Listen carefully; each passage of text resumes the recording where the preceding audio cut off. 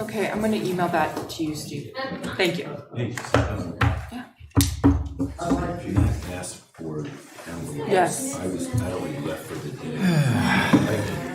Hi Jennifer. Good. How are you? Soon enough.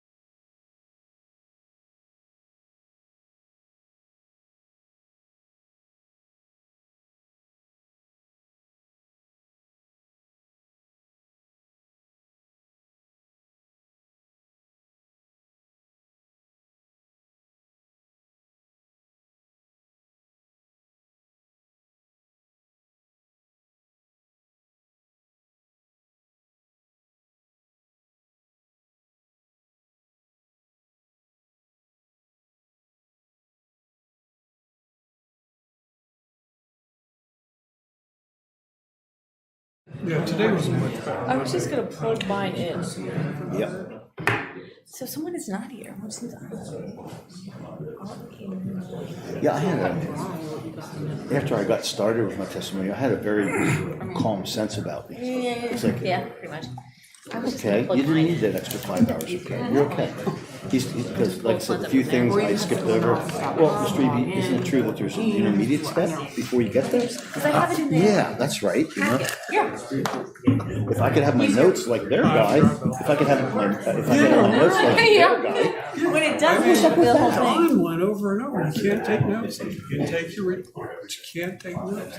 And he was worried, because I had a Notes on your report. photocopy, but it was photocopied, it was just circles and stuff. He was worried about that. And everybody gets like his whole set of notes, so he just reads Bernard's house, not gonna be here. From beginning Just to not end, there. tediously. All right. What's that? Thank you. Bernard's house, not I gonna know, be it's here. fine. I knew I was gonna Might forget. I totally forgot doing the the meeting. presentation. And it's normally the week before this meeting. I'm very confused. We had Aaron out last week. Oh. We had, we were in court and we didn't know and we didn't get done till Wednesday. Okay. So we just pushed it back. I know. Starting early. Yeah.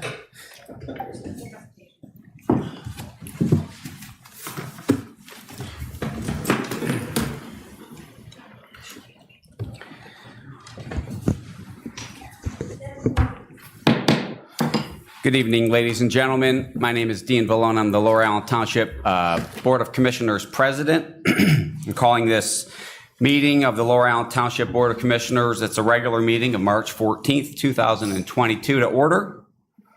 Proof of publication is available for this meeting. We begin our meetings with a prayer and the Pledge of Allegiance. Let's pray.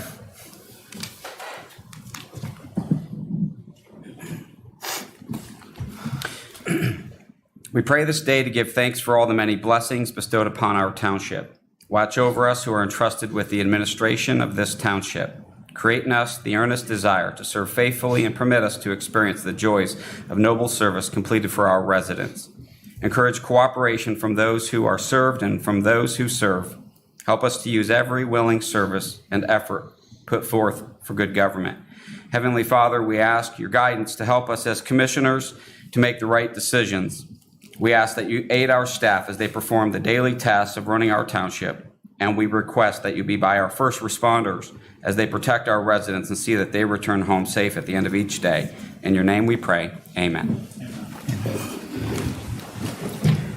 I pledge allegiance to the flag of the United States of America and to the republic for which it stands, one nation, under God, indivisible, with liberty and justice for all. Just on a light note, it is definitely not 5 o'clock. Apparently, those clocks are supposed to change on their own, and they did not. But it is nice to be here tonight with the folks that have joined us in person, and for those that have joined us online, thank you for Zooming in on the YouTube stream, and welcome. Commissioners, in our packets this past week, we received our meeting minutes from the February 28th regular meeting, a copy of those minutes. And at this point, as we normally do, I'd be seeking a motion if there are no adjustments to the minutes, but now's the time to make any comments or adjustments. Mr. President, move to approve the minutes from the February 28th, 2022 regular meeting. Second. I have a motion from Commissioner Kutz. I have a second from Commissioner Nagy. Any further discussion? All those in favor, please say aye. Aye. Any opposed? Motion carries 4-0. Next, on our agenda this evening, we have a presentation from Michelle Moyer of Medard's House Youth Center. Is Michelle here this evening? Michelle, would you just come up to the podium? And if you could just restate your name and the reason you're here, and the floor is yours.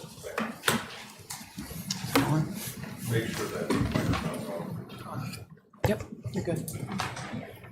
I do apologize that I'm dressed down a little bit. I had a track and field event today, first time of spring. So normally I would be a little more professionally dressed. I'm from Meddard's House. And what I really wanted to tell you, for Lower Allen Township, of course, Cedar Cliff and Allen Middle are your schools. We are very close to being able to transport Allen Middle School students. But what I wanted to tell you is, oh, I thought someone said something, is what we do. We are really enlarging our focus, so I'm super excited about that. We are located in Drexel Hills, New Cumberland, and before me, they got very little coverage as far as what they do. And they are an after-school program on Tuesdays and Thursdays, and we will transport the students, but they started very small. They started with Cedar Cliff only and New Cumberland. The kids that could walk to the program in Drexel Hills, which is like a couple blocks over, right under the underpass, and we would transport them home. But we now have a second van, and we're hoping to encompass all of West Shore School District, which would be Redland High School as well, New Cumberland, and our next point of attack is Lower Allen's Allen Middle School. So as far as transportation is involved. And what we do is Tuesdays and Thursdays, we will transport students. And a lot of our students are those of lesser means, high-risk students that someone might say, yeah, go to an after-school program. I'm just going to be honest with you. That just say, go to an after-school program, yeah, but they're not willing to pick the student up but we have the means to, we'll take them home no matter what.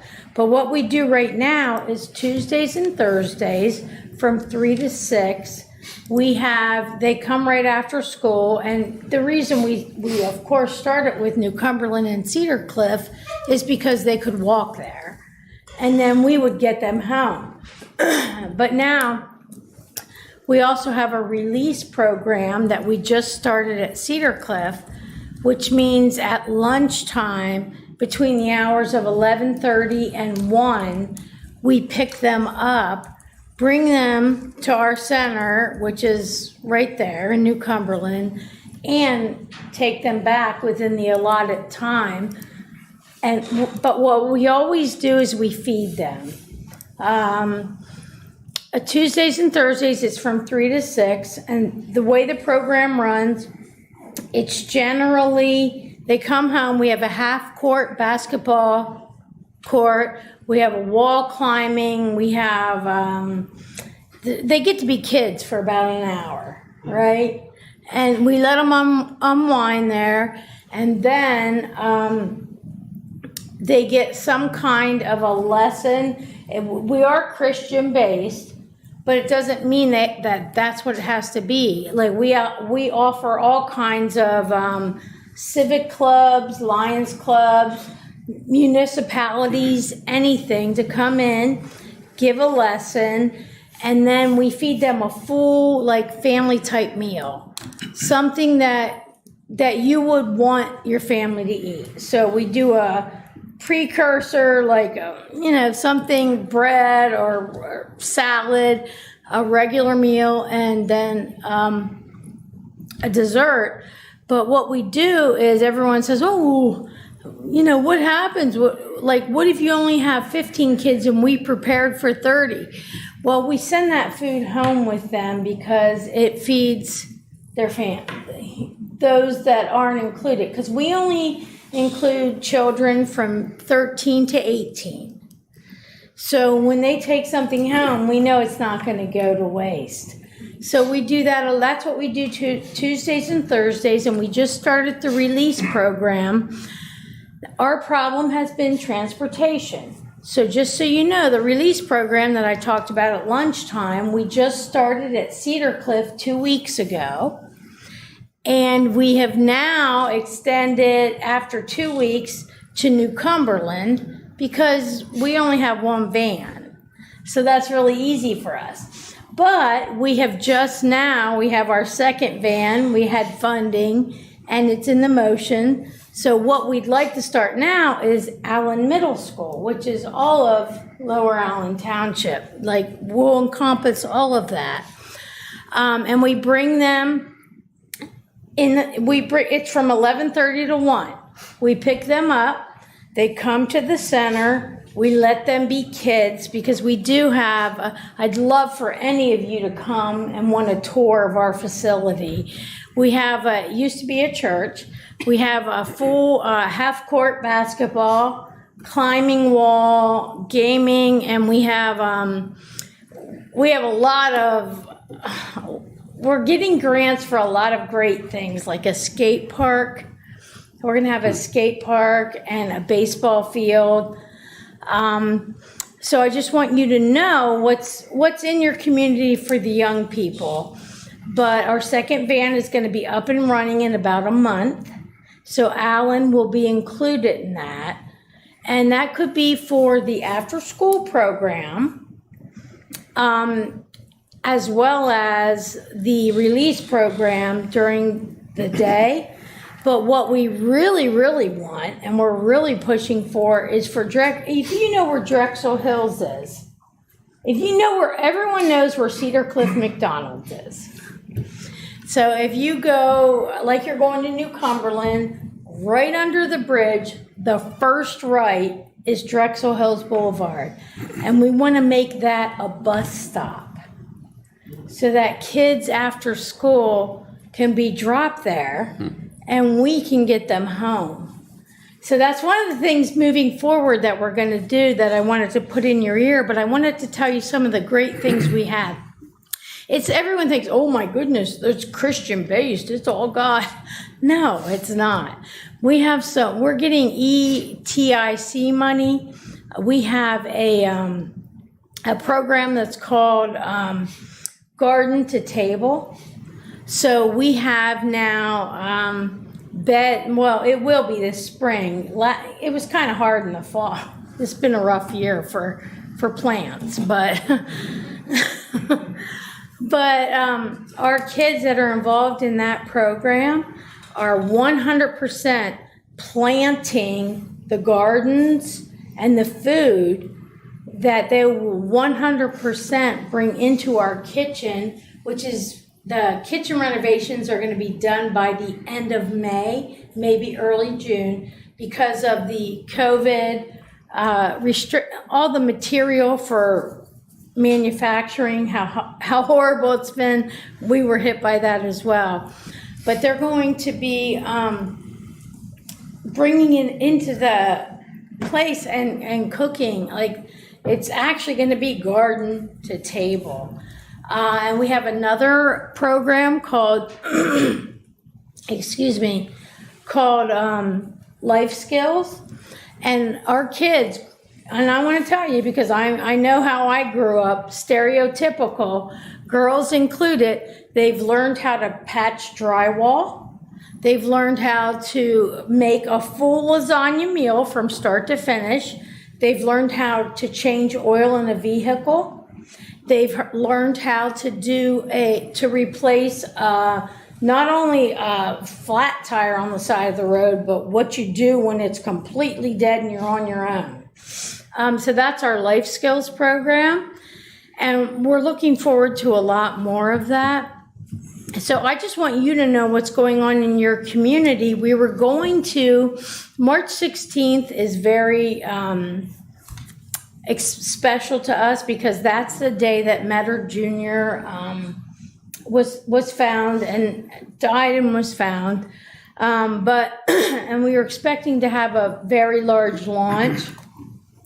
But we were unable to keep that because this COVID thing on building materials is horrible. I don't know if anyone's read about it, but we're still really excited that we're going to get it started by at least the end of May to renovate our kitchen.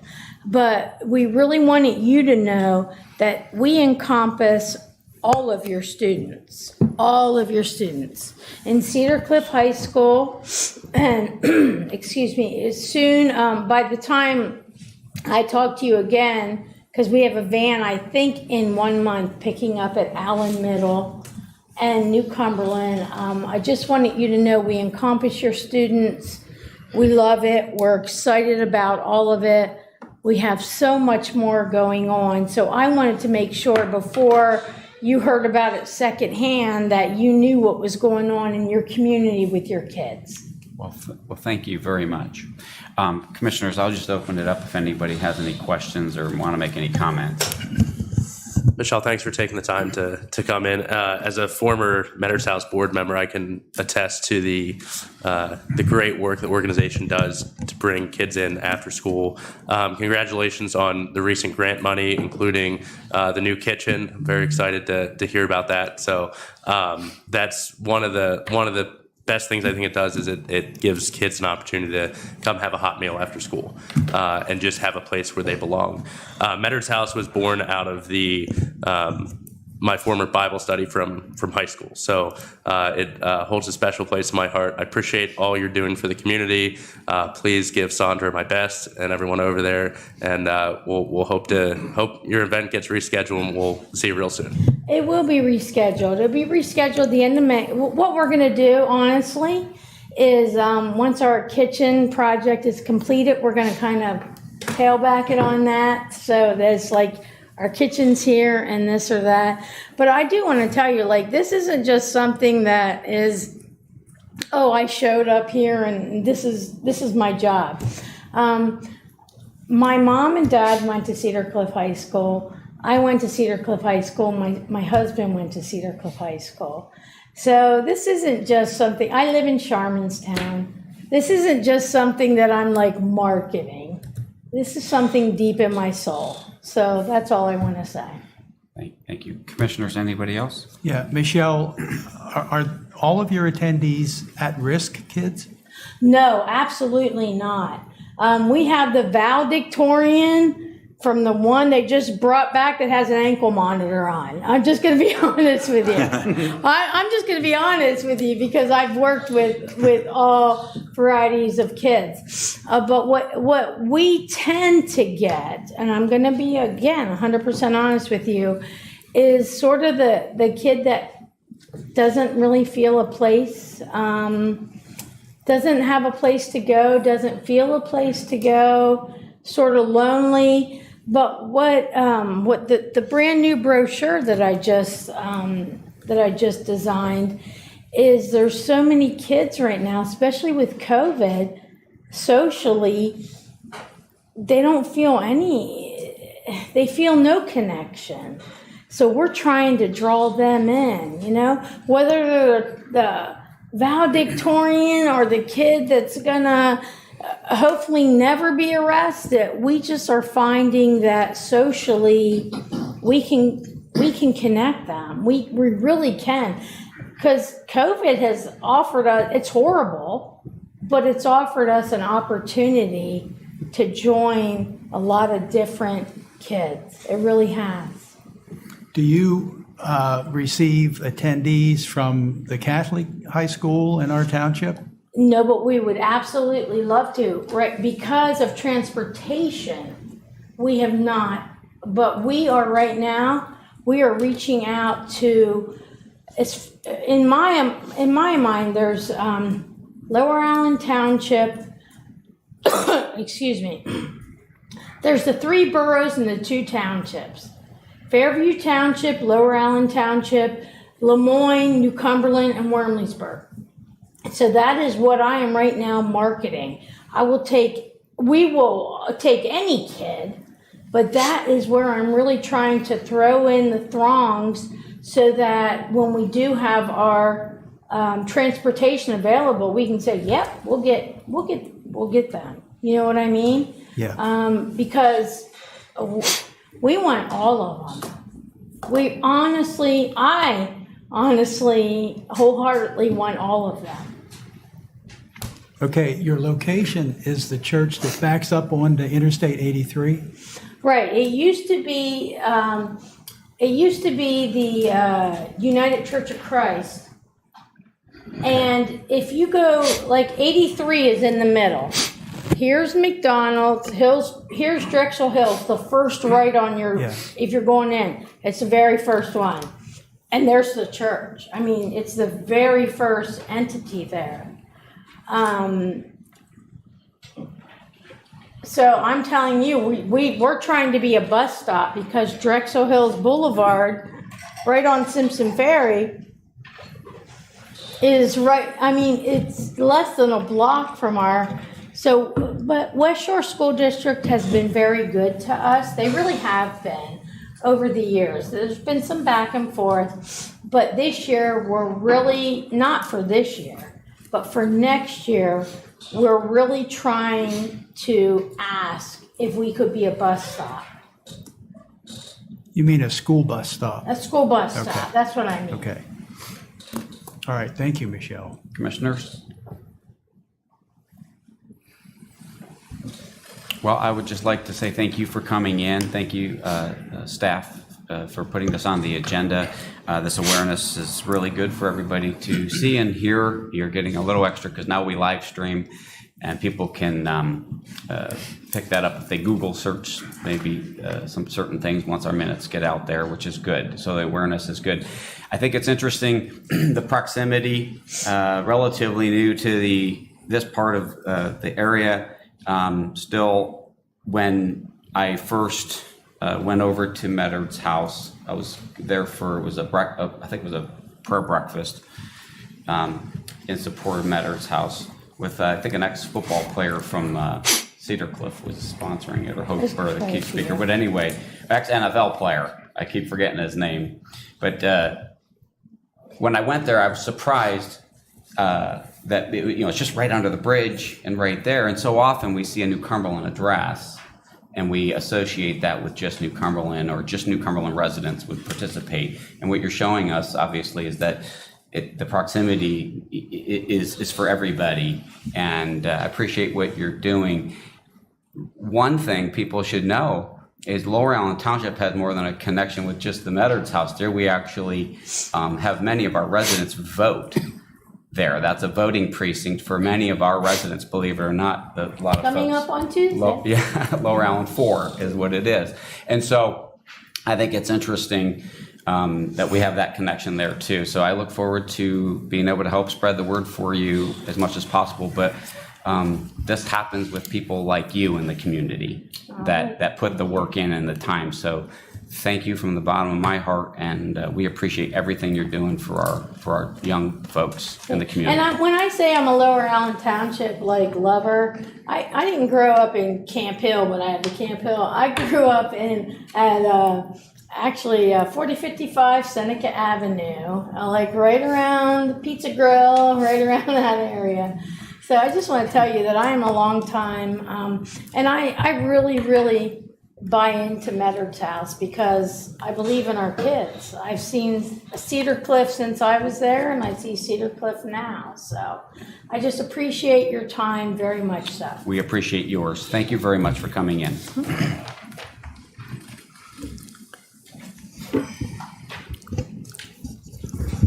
Next on our agenda this evening, audience participation on any item on our agenda. So if you're here to speak about or comment on any item that is on our agenda, now's the time to let us know. And when we get to that agenda item, we'll invite you up to the podium so that you can be a part of the discussion or make comment. So I'll start with the first hand I saw. Mr. Schwartz. 7B. 7B. Joe Schwartz, 7B. Is there anybody else here this evening to speak on any item on our agenda? I'll give you a second here because I think there's some others.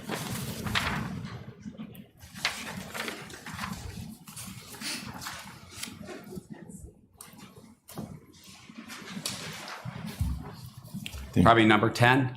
I saw you at Planning Commission. Your name?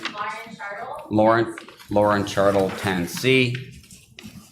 Tiffany Salazar, 10C. Tiffany Salazar, thank you, 10C. Anybody else?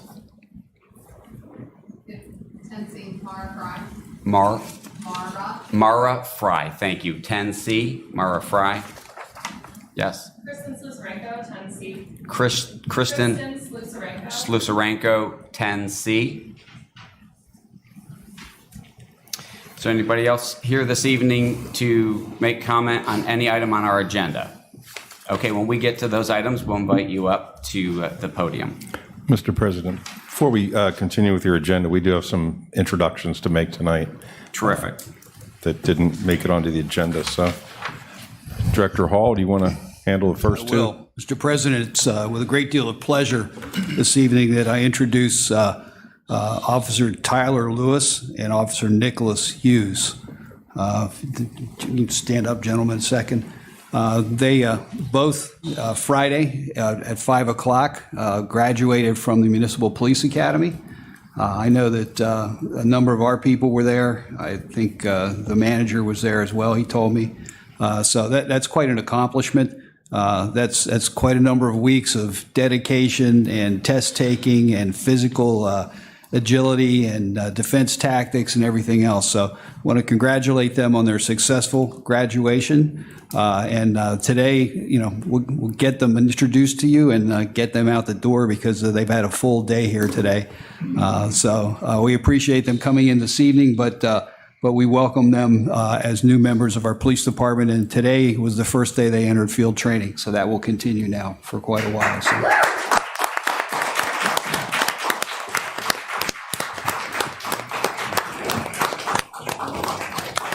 Shake the board's hand. Welcome. Congratulations. Thank you, appreciate it. Thank you. Welcome. Yep. Officer, congratulations, welcome aboard. Congratulations and welcome aboard. Thank you, sir. Good luck. Congratulations. Thank you. Good luck. Thank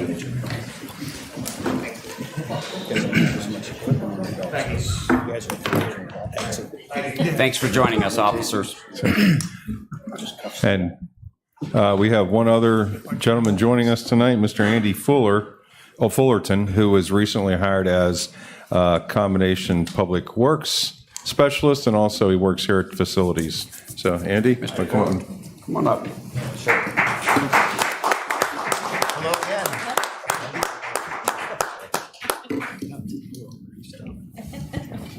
Nice to meet you. Welcome aboard. Thank you.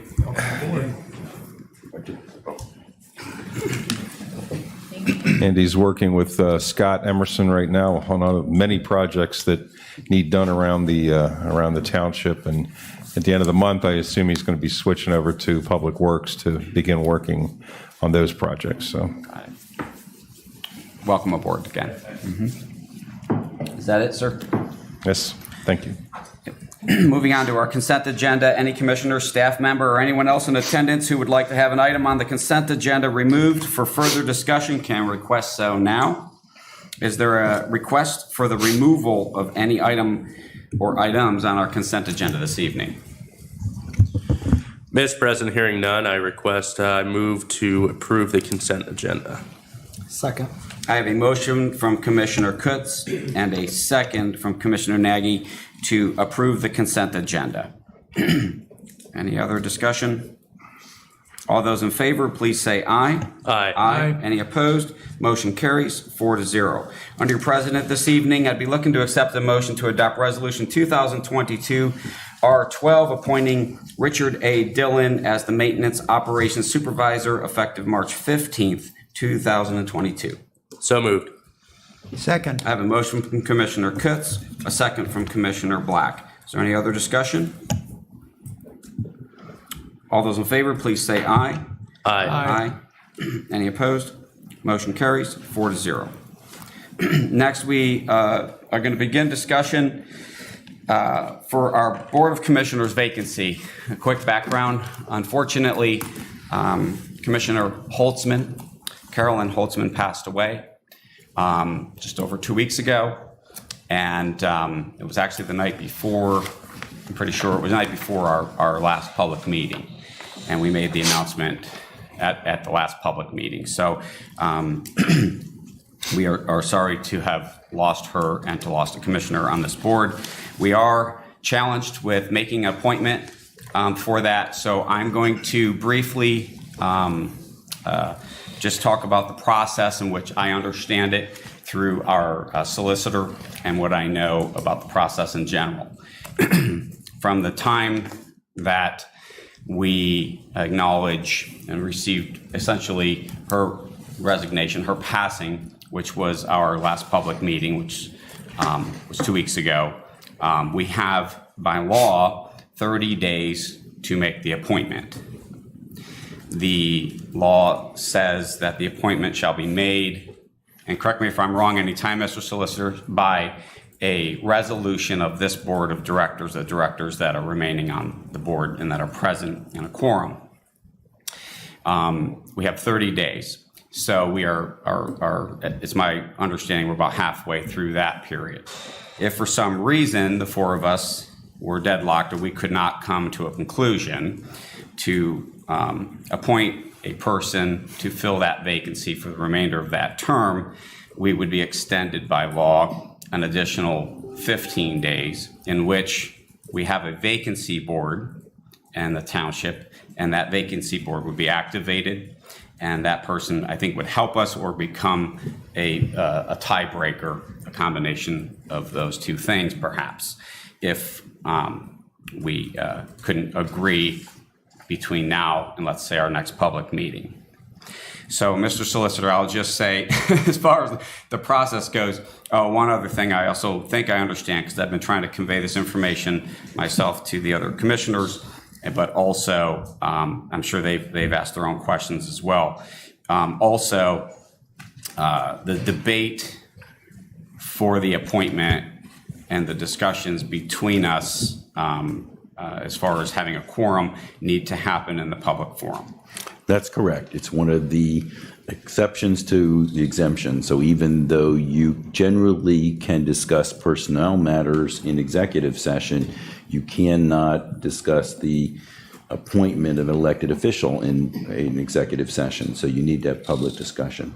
And I agree with you. It's also incumbent upon the board to act quickly because the legislature only gave you 30 days. So, and we're halfway through that. So it's tough on both counts. It's getting good people, discussing the appointment and making it within those 30 days basically requires you to do it in 2 meetings. So.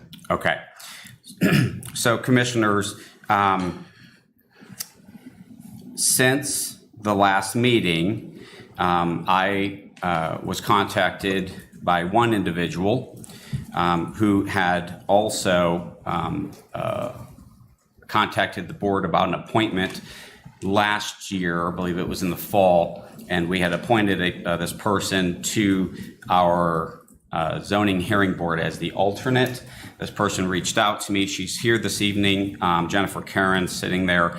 She reached out, and then I've made it known of her interest to the rest of the board, in which I've asked the rest of the board members to perhaps reach out or have her reach out. I would imagine Ms. Karen may have taken the initiative on her own to reach out in some cases.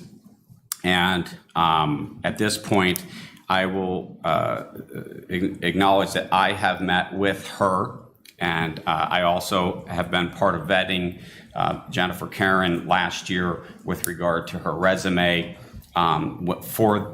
She was considered for 2 appointments to the best of my knowledge at the time. We did appoint her to the alternate position for the zoning hearing board last year. So at this point, Jennifer's here this evening, but before we move any further, I'll ask the commissioners if there's any other, are you acknowledging anybody else that has come forward in certain that was interested for this appointment? Okay, so Mr. Schwartz, Joe Schwartz is here and would like to make comment He's the only person that asked to comment on this evening under this item, so I would ask Mr. Schwartz to come to the podium, please.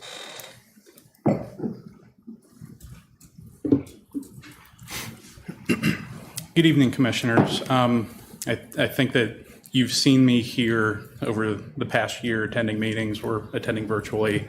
I don't think that I need to introduce myself to y'all, but I wanted to express my interest in also being considered for the vacancy.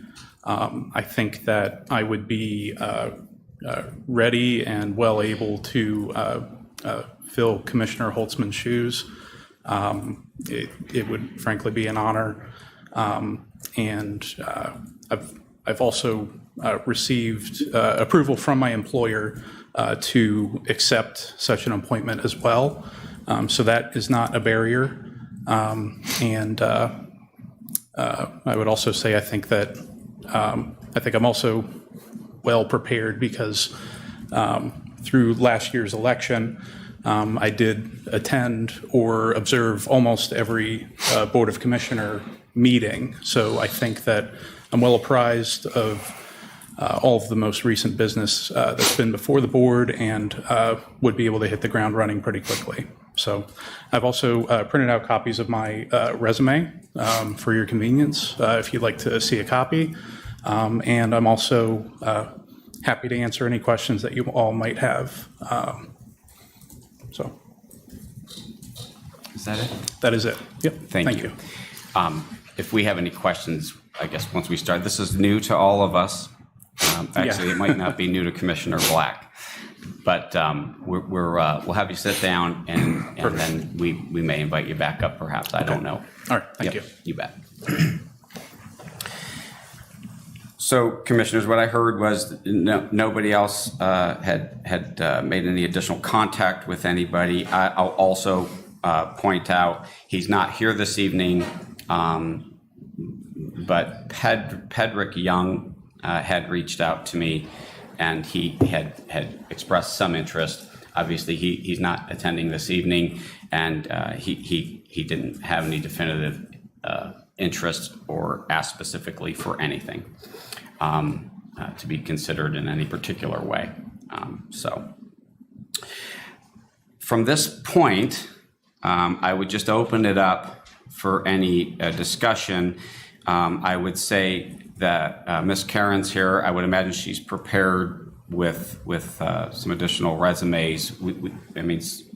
I think all of us but Commissioner Nagy were part of that process in the fall to see her resume, and I'm not sure if Commissioner, what you've discovered on your own at this point, to start just making or having any discussion on this. So I would open up the floor if there's anybody that would like to begin any discussion here.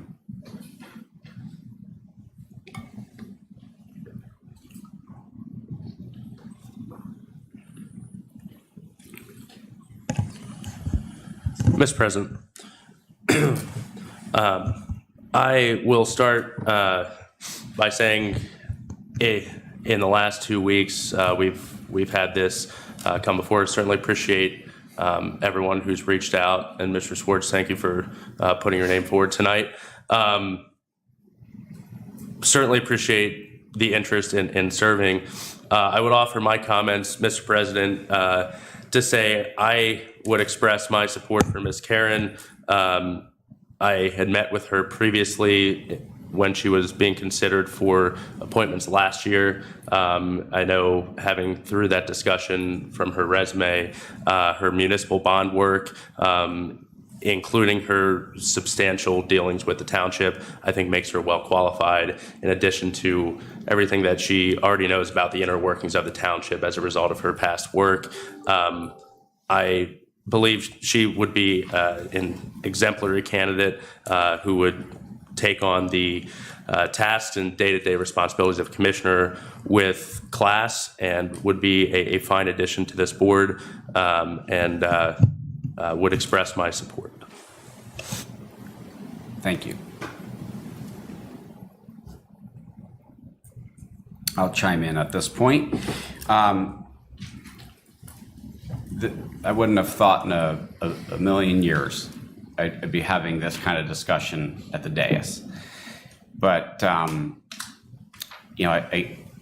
giving a lot of consideration in the last couple weeks, for me, I'm just going to be frank, there's a lot of things to consider.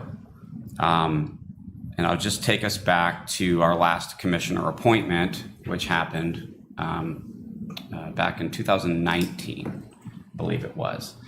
And we had a commissioner leave the board, but it was during an election cycle, near the end of the election cycle, in which that commissioner's seat was up, and the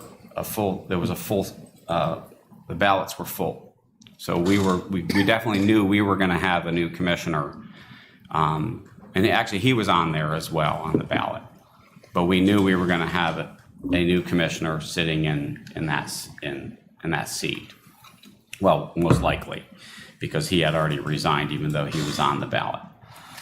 And that was different, in my opinion, than now, because it made sense. We had Young hadn't been off the board that long, and he was still active at that point on the Development Authority, and we made that commitment to make that appointment fairly quickly. He had come to a meeting, and we knew that seat was going to be filled relatively for a short period of time. So these circumstances are different, and it's foreign to me as far as how we would handle it. But I would say this: the consideration that I've given to it, putting some logic behind it, commissioners, is that I'm trying to separate the political part out and the logical part. I don't believe that we need to have any political factors coming into play. And with all due respect, Mr. Schwartz, I think you would be a fine person up here at the dais. I think you're a committed person in the township.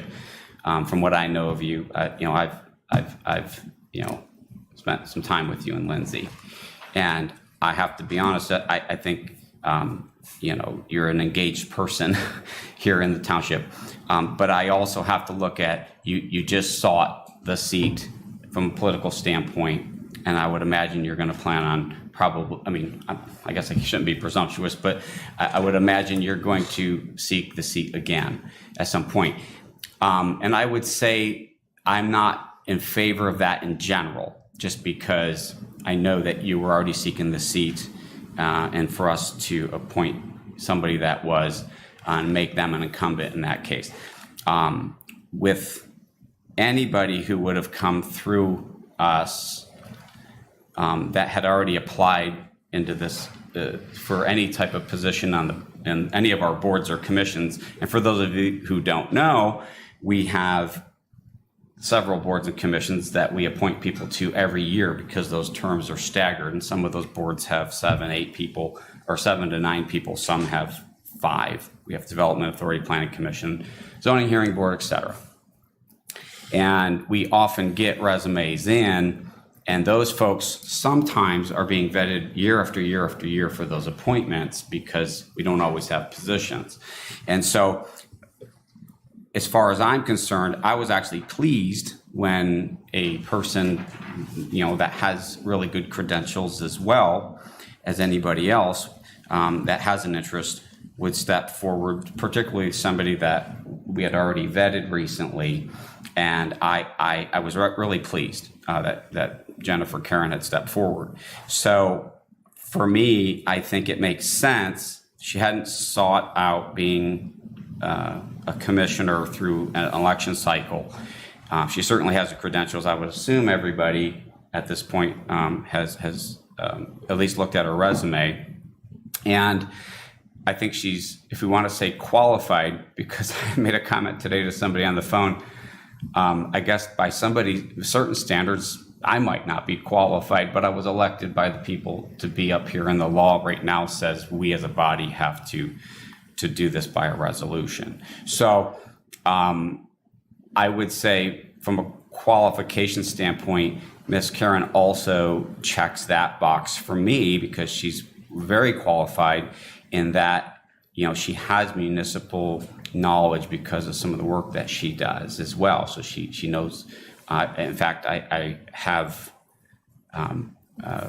mentioned to her when I had talked to her that the last time I actually talked to her was, I think the first or second year I was on the board, I was at a PSATC. For those of you who don't know, it's the Pennsylvania State Associations of Township Commissioners Conference, and she was there representing her firm, giving a seminar type of thing, a presentation. So she's very familiar with local government. She's very familiar with first-class townships.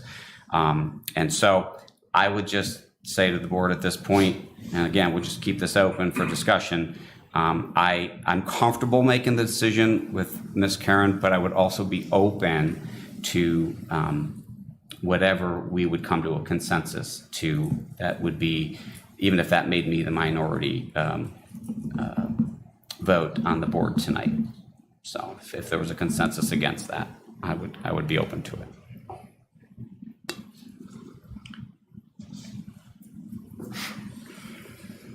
Commissioners?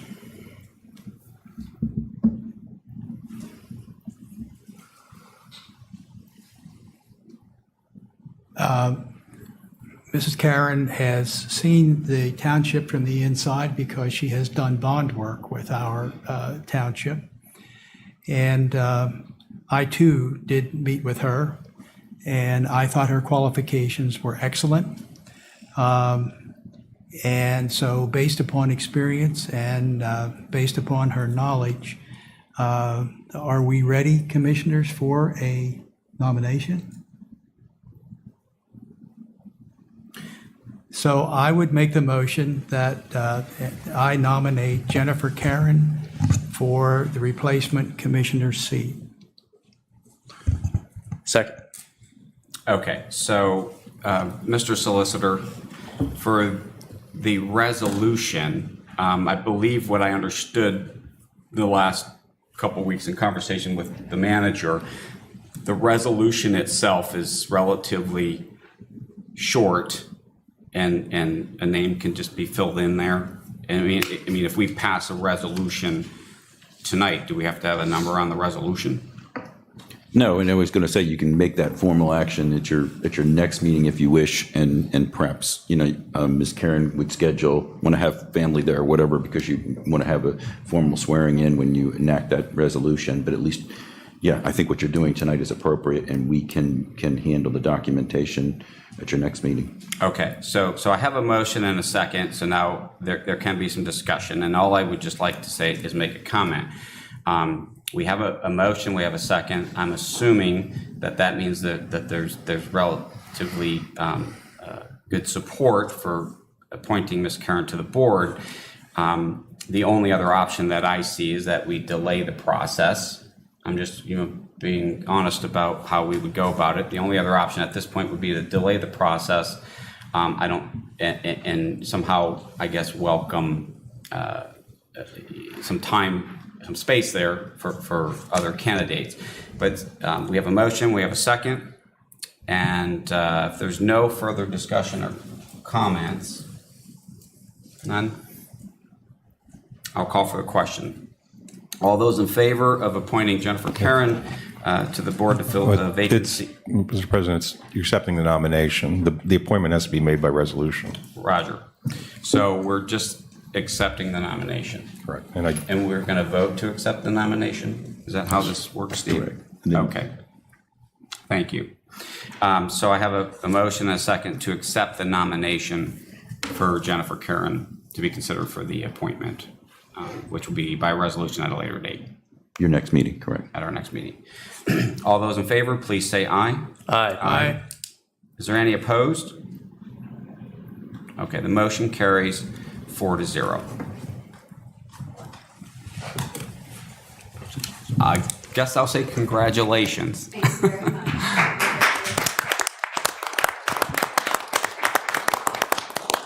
So at this point then, will you arrange to have Ms. Curran sworn in? Yes. And then she will be filled in with the necessary paperwork that we'll have for the next meeting, the business that we'll be conducting between, let's say, now and then for the next meeting. Is that? We will have a resolution. Okay. We will have the swearing in, the attestation that the district justice fills out, and Mrs. Karen also signs, and District Justice Delosier will be here to do the swearing in. Okay. So. Okay, well, once again, congratulations. Thank you for stepping up.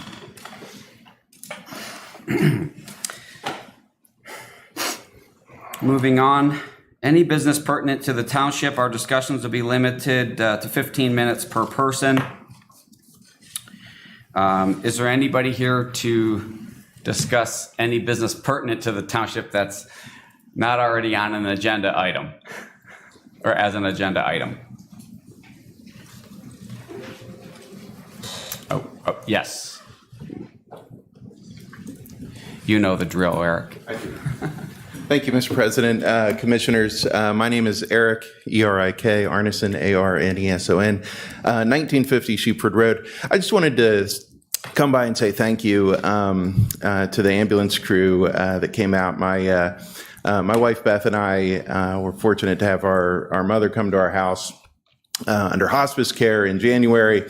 And the first night that she was there, we had the whole hospital bed set up and everything, but she still managed to find a way to somehow wrench her body around and unfortunately fell out of the bed.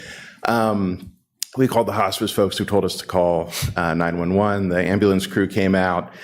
She had tested positive for COVID. They handled that well. They were just so professional, so compassionate. I wish I remembered their names. I have no idea, but it was January 17th, sometime around midnight. So I'm sure you can look it up and see who the two guys that went out to 1950 Sheepford Road that night were.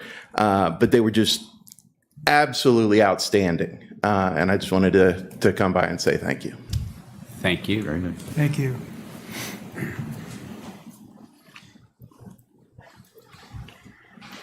Anybody else here to discuss anything pertinent to the township?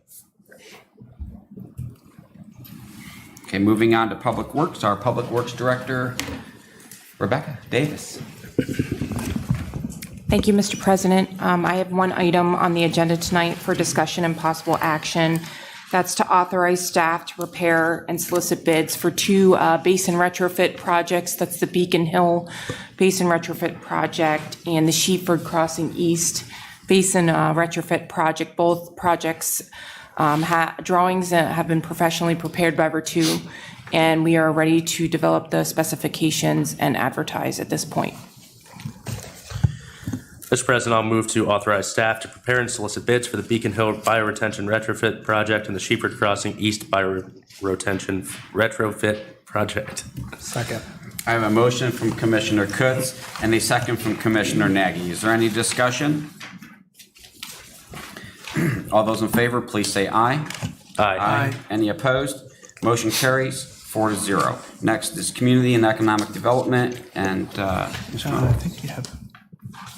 did I miss something? Don't you have another one?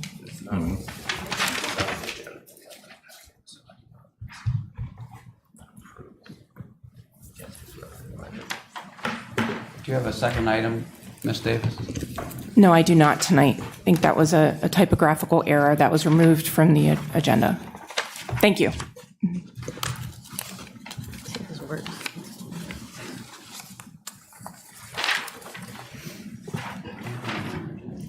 Ooh, switch. Oh, right. Does it go up there? Use the remote.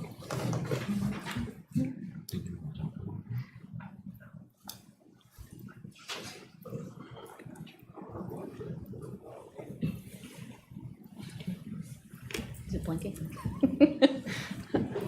There we go.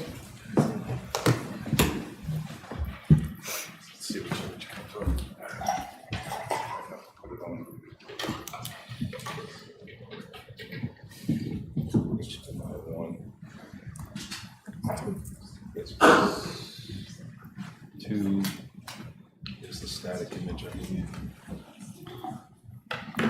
Peripheral monitor, 3-port amplifier, selector, remote control. This, I have it too. No, this on this side. One of them is the static image, the other one is the static image is up there right now.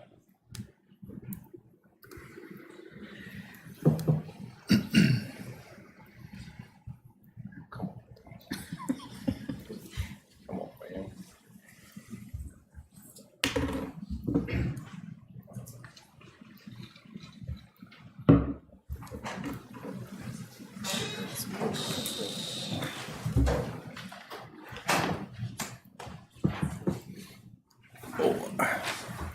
Let me explain what's happening. We have a static image that is a laser image that goes up on the screen when there's no presentations being done, and then it also flips over to the same image that the commissioners are seeing here.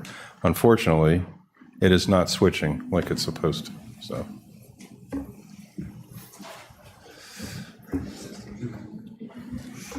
That could be the remote. Yeah, that's on. These two are on. I could potentially do. I logged in here.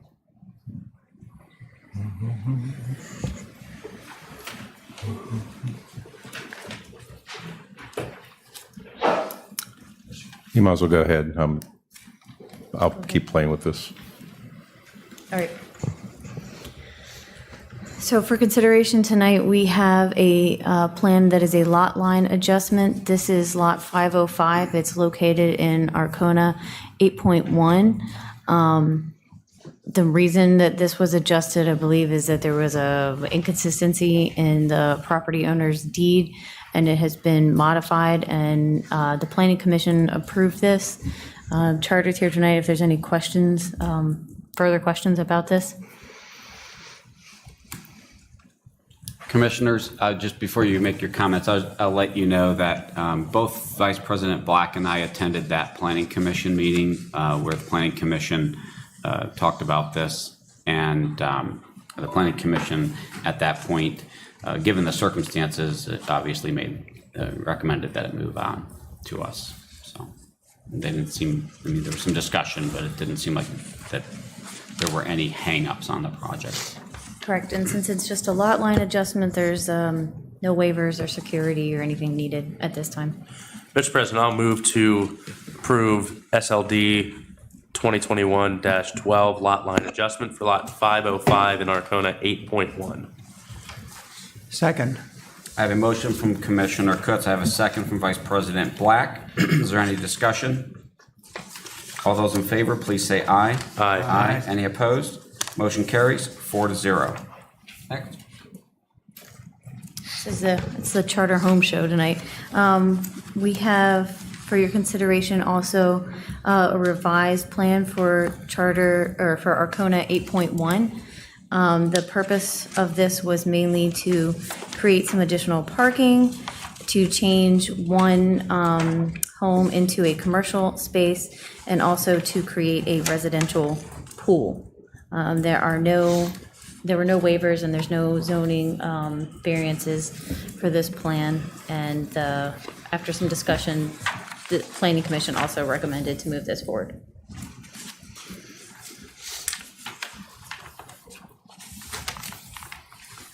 Commissioners, at the same meeting, Vice President Black and I attended. I'll just point out this particular item sparked some discussion. I believe that the questions were answered, whether to individuals satisfactory or not. I wasn't positive with that, but to the point of whether or not the conditions and all of that would be met, it seemed like the Planning Commission was comfortable from that standpoint. But this item drew some discussion from the public. Aaron, and maybe Anthony's a better person to answer this. I recall our last discussion about this kind of centered around parking for residents on that street. Were those concerns specifically addressed and resolved?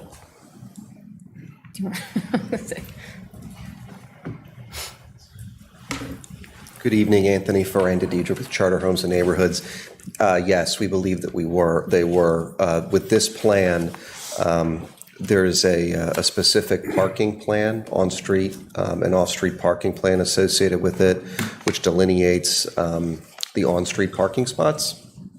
The conversation that we had with the Planning Commission at the last meeting was to make sure that those spots are marked and signed.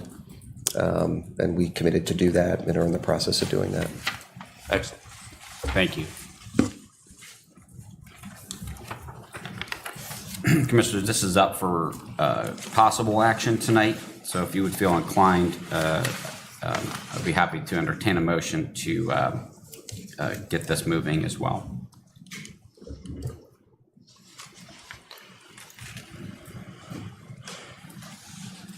Mr. President, I'll move to approve SLD 2021-13 revised Arcona 8.1 with the condition that security and recreation fees are paid. Second. I have a motion from Commissioner Kutz, a second from Vice President Black. Is there any discussion?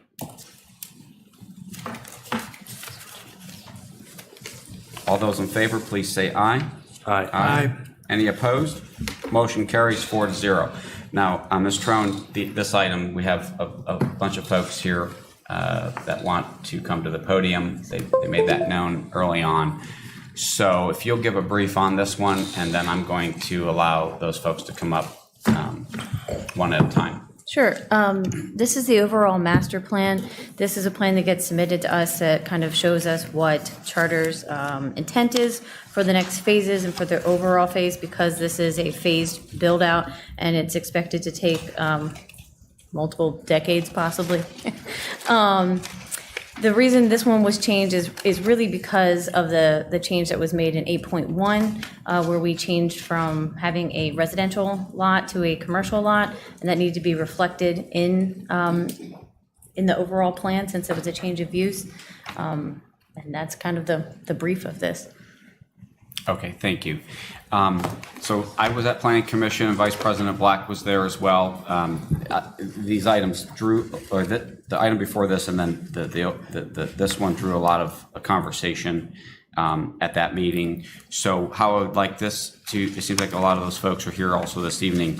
What I would like to do is have each of you folks come up to the podium, share your thoughts with us, please, make your comments.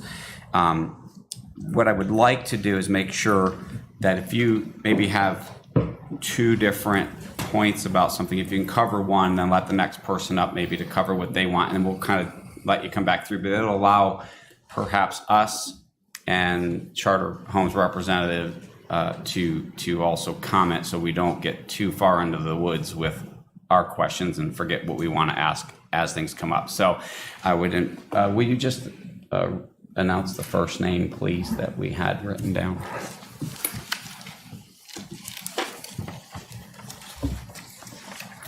You could just. I'm sorry, I did not get the last name. It was Lauren. Just restate your name. Lauren. And your address, please. Lauren Shardle, 3110 Wayland Road. Thank you. All right. The floor is yours. All right, I'll try to keep it short. Well, we want to hear from you. Okay. It doesn't necessarily have to be short. I just want to make sure that we can get through everybody, and then we'll come back if we need to. All right. Okay, so I spoke at the last meeting and for both of you, and it was mostly my concern over the residential space turning into a commercial space. And my main concern is that the entire road of Wayland Road, it's filled with kids. And the other concern that I have is that when we signed in to purchase in the west side of Arcona, the assumption, or what it was sold to us and many of the other residents that you will hear from, and when we have seen the master plan and the property maps, that it was going to be residential. That's the type of place that I want to raise my kids. They say it's the great American neighborhood. I don't think anyone who's grown up in a traditional American neighborhood has a commercial space in that neighborhood, right in the middle. Maybe at the front, sure, that's okay.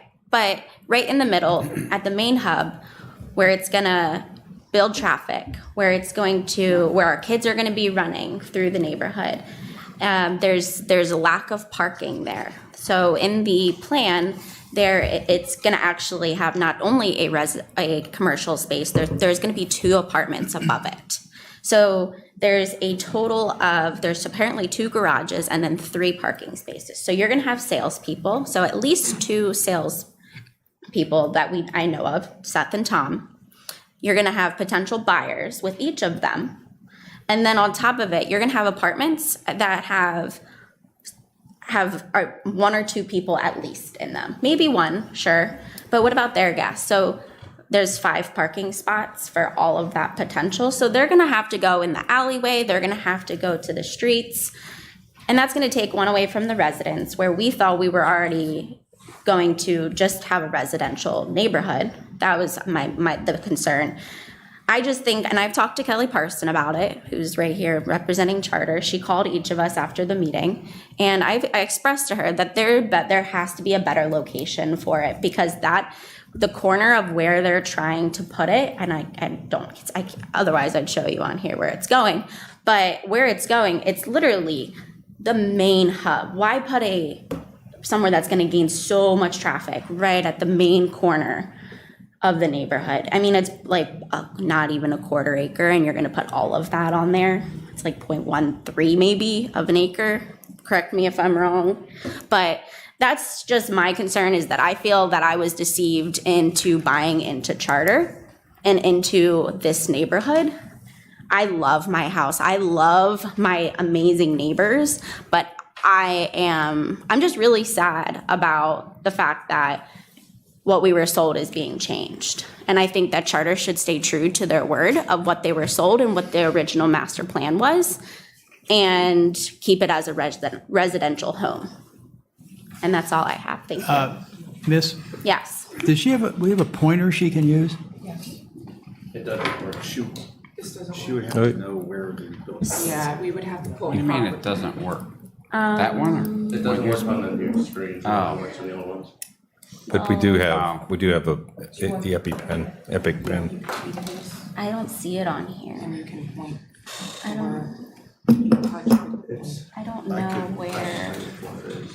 don't know where we're at over here. This projection, that dotted line projection right there. Yeah. Well, I just can't tell where West Side is on here.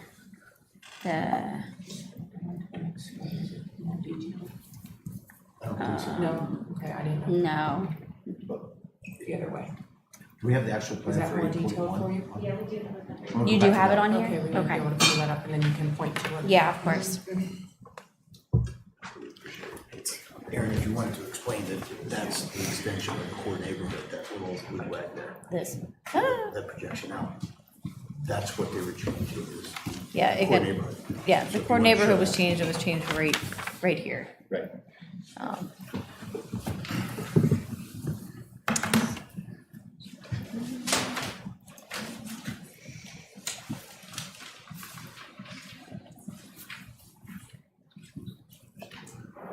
Yeah.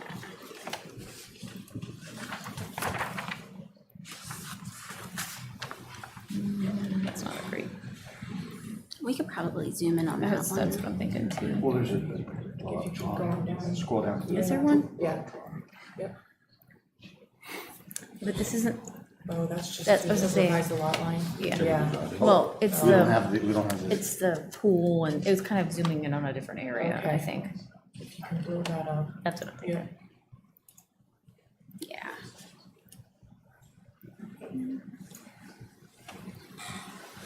All right, yeah, I can see There, it. see the revision call out? With the line and that's the lot. Can I move this in? Yep, you can move that to the side, then you can use the pen to point, it's still on the, yep. You just circle the area. So the one plan revision is the 505 lot adjustment, the other, right there. This is the, No. The other, see the plan revision there? you go. Right there, that's it, yeah. There you go. pool. All right. All right, so yeah, so you can see where that is red circled. I know it's really tiny on that. Exactly, it's a really small space, right? But that's where it's gonna be, and my house is actually right here. This is where I am, and this is the main road into all of Arcona. And here you have the hub of going in for all of these houses back here. So that's an arrow. And then this is an alleyway that is driving into all of these homes, all of back here. And this, yes, people can come down Eckford Park, which is this road here, but majority are coming down through Wayland, going down this street. And this might be something that, Charter might not understand, not living in the neighborhood, but for those who do, everyone comes down Wayland. They don't take a right when they come in. So everyone is either coming all the way down and taking a right here, or they're going all the way around the park here and then down into theirs. So, there's definitely those few here, but here is this hub right here, and this is the heart right now of this neighborhood, and that's where they're planning to put a commercial space and 2 apartments with only 5 spaces. And there's parking on this side of the street here, but that's it. Again, I'm just asking for the board to consider the people in this neighborhood and what we were sold, and the thought for our families and what we bought in, what we spent almost $500,000 for into that type of neighborhood. So that's what I'm really asking you to consider, is not, that they meet code or anything, but the consideration for the people and what that means and what the change to that means, the traffic, the safety. I know I talked to Kelly and Anthony about limited use of that commercial space. If it was just a commercial space, but I just forget that. But I don't think that it's the best thing for the neighborhood, and just think about the people, not the code, and that's all I'm asking. So when you bought or built your home, the entire neighborhood, including the first area that you circled, was all residential? Correct. Everything was supposed to be residential. From all of everything that has been published by Charter, that's always been a residential space right there. And that's where also our mailboxes are. So there's going to be people going in and out right next to where everybody's going to be picking up their mailboxes. Like I said, it's the heart right there. I guess I have a question for Anthony then. Anthony, is there a proposed use for this rezone? Anthony, we come up to the podium, please. Thank you. Are you done? I am. Oh, okay. If you need to come back, we'll take time on this. Anthony, go ahead. The 2 on the bottom, just the 2 on the bottom, right there. Yes, Anthony Ferranda Diedrich. Yes, Commissioner Black, there is a proposed use. The space is designed as the homeowner mentioned, with 2 small residential apartments above, and then about 500 square feet of non-residential space on the ground floor, with garages in the back of the building to serve the residential homes on the second floor. That space is designed currently for Charter to hold its sales appointments for folks that are moving into the neighborhood, or folks that are interested in purchasing a home and moving into the neighborhood. So that's how that space would be utilized. That'll probably continue for the next couple of years as this side of the railroad in Phase 8 is built and constructed, at which point it would become available for, we think most likely, some home-based business or some other type of community space for the neighborhood association, is what we would propose tonight. But Anthony, there is no commercial use proposed at this time for that sales space after it is no longer functioning as a sales space, right? Correct. Couldn't you work out of a residence?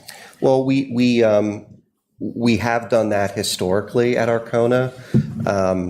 We, as part of introducing the neighborhood to folks and providing folks with an opportunity to actually meet for a presentation or to gather more information about the neighborhood, we want to design that space a little bit differently.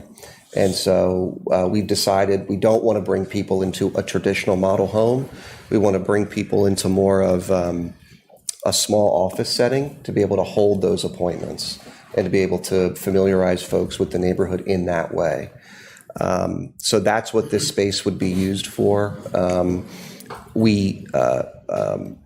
It would look and feel like a residential space, like a residential building, but we would have this, what amounts to small office use that would be occurring on the first floor of the building. The use would be the same as if this was a model home. The same number of appointments would be held during the day with the same number of salespeople. So the traffic that would be associated with this use in the neighborhood really wouldn't be any different than if it was just a traditional model home. Charter holds anywhere between 1 or 2 appointments a day. They don't overlap in terms of when those appointments are held. They last about 2 hours each. So you'd be having folks coming into the neighborhood on a relatively minimalistic basis, the same as they would be as if this was a model home. Anthony, how many of the parcels around this plot are already built upon? There's a townhouse building to the north of that red circle that is built. The homes across the street are built. And Kelly, are the homes to the south, are any of them built and occupied yet? I'm not sure. One. So one just immediately to the south of where that red circle is that front on the green space. So the rest of the neighborhood is fleshing out as residential. The rest of the neighborhood, we're not proposing any other non-residential use in the neighborhood with the exception of the pool. That was the subject of the plan that was just before you, before this agenda item. We had had talks in the past, long talks about this core neighborhood line and where that would be or where that could be. We had extended the core neighborhood line probably 3 years ago to encroach over the railroad to include what is the Lesher homestead now, which we did that because our thinking with respect to that area is that that will be a civic space or community space ultimately when the Leshers have moved on from the property. But we've had conversations with the board over the last number of years about providing non-residential uses on this side of the railroad for many years. Thank you, Anthony. Anthony, as you know, I've been really diplomatic over the last couple of years and stuff like this with everything, and I've shared with you my feelings on certain things, and some of those conversations were just, but so, and I realize, particularly in this, when I drive through there or walk through there, Vicki and I walk all the way down from Thompson over, that perhaps some of the issues are exacerbated perhaps by the construction going on and with the traffic and all of that. But I think and when things settle, it could possibly be that things are going to settle to a good place. I think on the other side, there were a lot of concerns, like when we were talking about the Springgate parking and all that. I mean, often when we come home, I will drive through there and on a Friday night or a Saturday afternoon, and there's always parking right around the building at Springgate. So those issues we're having tough discussions about. But the truth is, as things are starting to settle, I think everything's working out good with parking there. Okay, so but I think the overall concern, and it's been this for quite some time, is that things continue to change. The overall idea, what somebody does buy into, okay? And so when something like this is proposed, it doesn't surprise me now, and we're gonna probably have more of that if things continue to change and don't come to a point where we can see them settling in. Because I believe in the end, I think the neighborhood is gonna be a beautiful place, it's gonna be great. I think it is gonna be great to raise kids when it's built out and it's kind of connected over to Winding Hill and all that space is realized over to those parks and things like that.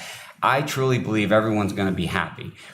Getting there could be a challenge, and I'm just wondering how much more do you think that you're looking at making changes that would just surprise everybody? Because I think the more people that are moving in, I would imagine, what, about 300 more homes until Arcona's built out Sure. in its entirety? Sure. Okay.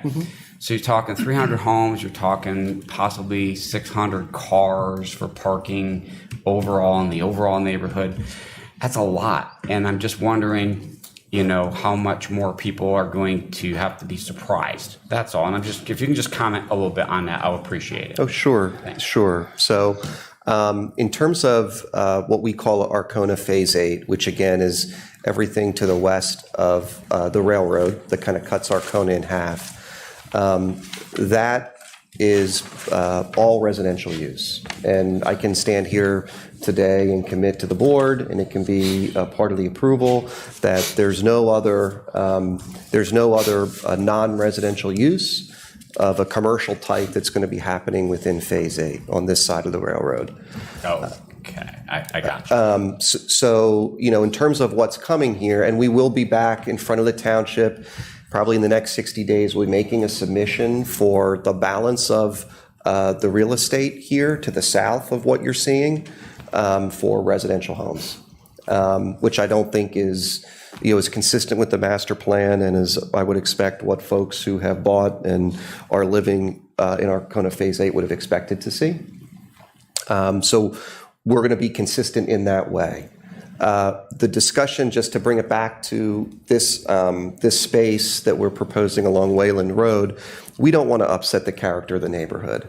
And one of the things that we had proposed, which again we're happy to work through with the solicitor, and this can be a condition of the approval, that that space is deed restricted in some way to ensure that going forward, this is not going to be a high traffic or high volume type space. Again, this is what amounts to a sales office for Charter in lieu of a model home for the next 3 to 4 years. And after that, again, we see it as some type of community space that the entire neighborhood will be able to enjoy. If you want to hold a small function, if somebody has a homeowner has a small, what would otherwise be a home-based business that they want to include here, this would be a space to do that.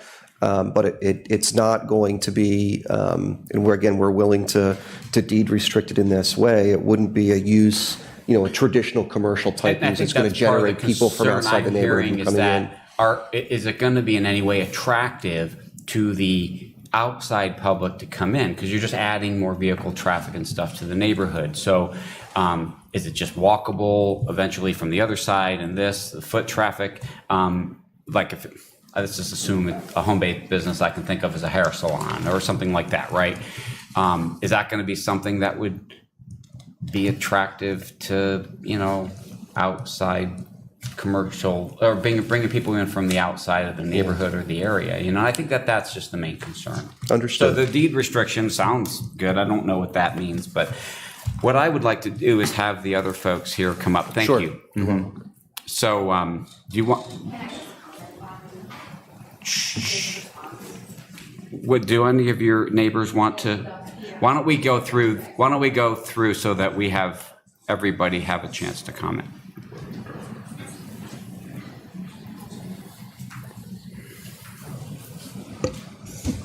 Say for reference, 500 feet's about like the size of this room. That helps public and everyone kind of envision the size. 500 square feet. That's what you're saying. Okay. In relative to the size of the lot, though, it's actually very large. Just put that into perspective.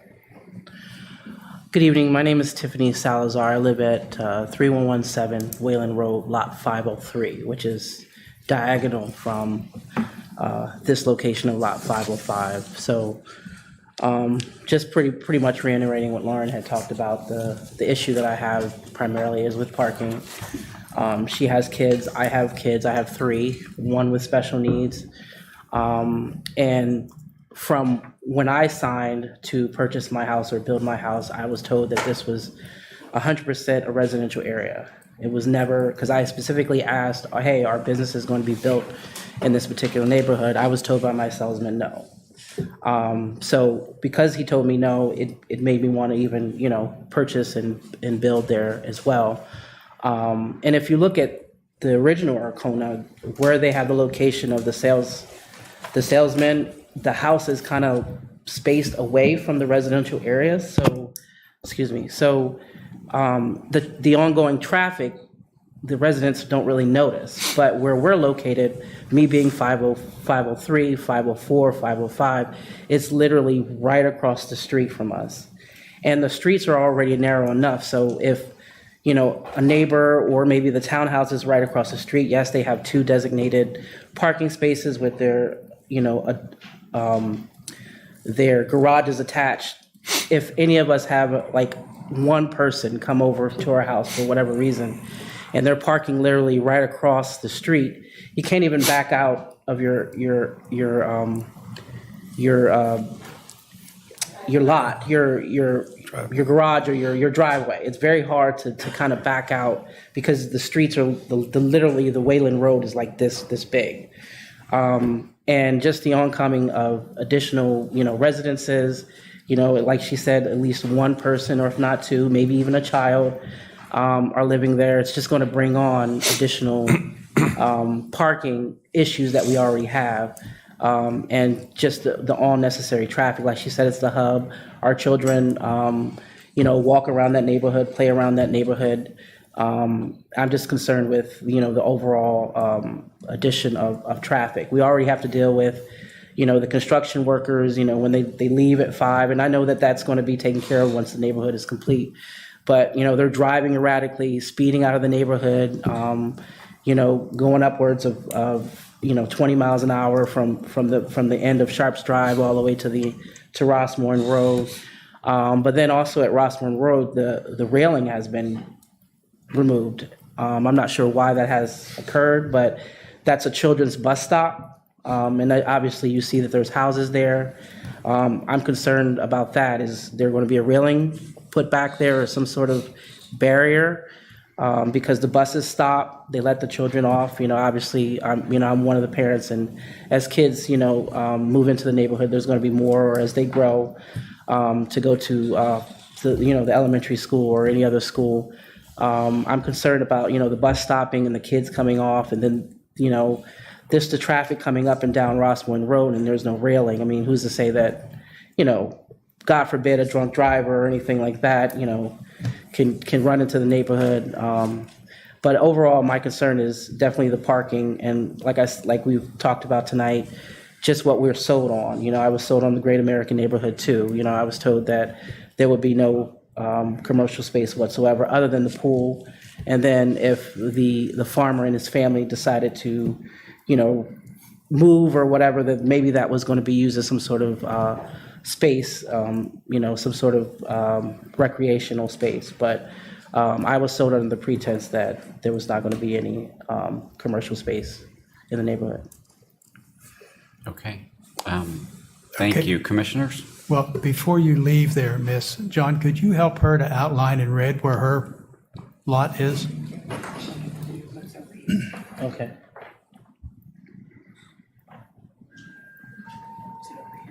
Yeah, let's give you the number. Yeah, you can circle. Yep, you can circle right here. Got it? Yep. Okay, thank you. Yep. Thank you. The next resident, and just state your name and your address, please. Thank you. Hi, everyone. My name is Kristen Slusarenko, and I live at 1334 Eckford Park. I, too, was convinced to spend close to $500,000 for a neighborhood that was going to be residential. I was promised that nothing would change and it was going to remain residential. Obviously, here we are 6 months later, and that's just not true. I live across from the area that's a green park. When I moved there, I was told that that's going to be a great place for children to play. It's going to be a great place to walk your dog and to spend time, and there's park benches put in there. And then a man was killed up the road, hit by a car, and our guardrail was removed. I was told that this would be a safe neighborhood to live, and it just feels like the more we continue to live here, the more things are changing. all of my neighbors have children, plan to have children, have grandchildren, have nieces and nephews, have pets, and expected this to be a walkable neighborhood. And now there's a commercial space going in that, as Lauren had mentioned, we're expected to have at least 2 cars for employees. If we're going to have 2 residential spaces, let's assume 2 cars for that. We're up to, at this point, 6 cars for 5 spaces. And then on top of that, we're expected to have customers in there as well. So now we're going to have 7, 8. I know when my husband and I bought our house, we were not the only people there at the time. There were other people for appointments. They were coming and going. There were probably about 2 to 3 other people there. So now we're up to maybe, let's say, 8 cars, to be conservative, for 5 spots. As Tiffany stated, if there are people parking on that street, you really can't get in and out of your driveway. So now we've created a situation where people are not really able to leave their homes because they're parked in. Everyone's mailboxes is there. So now we have to walk all the way down that street, across the way, dodge traffic coming down that road to get our mail, and then dodge traffic by the bus stop because the guardrail's been removed. And none of these things are communicated outside of these meetings to anyone living in that neighborhood. So it just feels like the more time goes on, us living there, and the more people continue to purchase these homes, and it is a beautiful neighborhood. I love my community. I lived previously across from the Spring Gate on the other side and bought a home here because I loved the sense of community. But it feels like what I bought and the reality of that, even living in a charter home neighborhood, the other side of the neighborhood is just not consistent. And that's my concern, and that's why I'm here today. Commissioners? Well, once again, Becky, would you do the honors? Yes. Just take that. That one. Sorry for my drawing. Thank you. Thank you for joining us. The next resident, would you like to? I don't know if there's anything left. Okay, and I appreciate that. I'd like to just cover the issues, and if you are speaking on the same issue, that would be good that we move on. But I would like this young lady who spoke first to come to the podium. Oh, she did. Okay, you wanted to make comment. Okay, so at this point, Anthony, I'm going to give you another shot at the podium to maybe just comment if you want to. You don't have to on anything else you heard, and maybe where you see things settling, let's say. Thank you. Mr. President, can I ask a question of him before? Commissioner Nagy, please. Good evening. Sorry, I haven't had a chance to meet yet. Evening. But I just wanted to ask two questions then. I guess, what was the reason for the change? Why kind of changing to this style or adding this in? You talked about the model home, then once that's over, that gets, kind of put back in the community. Why the change for this one single thing here? And then 2, are there any alternatives to this? Clearly this has created, some very unhappy clients for you. Is there any alternatives, anything that was considered? Sure. So thank you for those questions. In terms of kind of the change in how we want to bring people into the neighborhood and sell to folks in the neighborhood, we've just found that a space like this is more conducive to those types of interactions. We have the ability to hold meetings privately with folks. You don't have the ability to do that in a model home. We find that we can make folks comfortable in this space more so than they might be in a model home. And we can just also provide opportunities for folks to touch and see and feel different finishes or aspects of the neighborhood in this space that you couldn't normally do in a model home. You'd have to send them someplace else to do that or into a basement to do that. So that was the thinking around this. The concerns that we've heard tonight, I think, are legitimate issues, and I think the compromise that we're asking you to consider, and certainly you can table this and we can take it up at a later meeting, but we think that there's an opportunity here to restrict by deed restriction the type of use that can happen in this, essentially this office space. Going forward after charter is done, selling in the neighborhood, which again is going to be for the next several years. There's a concern about traffic along Wayland Road, that this non-residential space is going to be bringing additional outsiders into the neighborhood who want to have to park somewhere. Again, if this were a model home or if this is what we're proposing now, that traffic in and out of the neighborhood would be the same. I think what we're talking about is in the future, after Charter is done selling, what does this space look like, and how is it being used? And I think we can address those traffic-related and parking concerns by restricting, by covenant, how that space is going to be used after Charter is done selling. So that would be what we would propose, which came up very briefly at the Planning Commission meeting, but which we've taken back and discussed and are happy to work with Mr. Minor to put in place, and happy also to discuss at your next meeting. Okay. Commissioner Kutz seems like he has a question. Sure.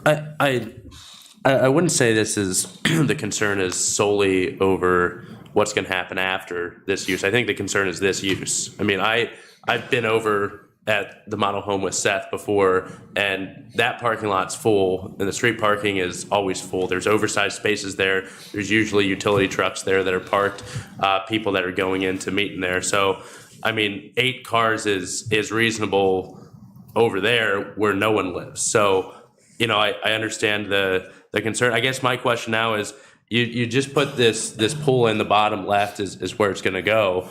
There are homes there that have yet to be built. What's wrong with taking one of those? Because if I'm correct, the current commercial space was supposed to be a residential home.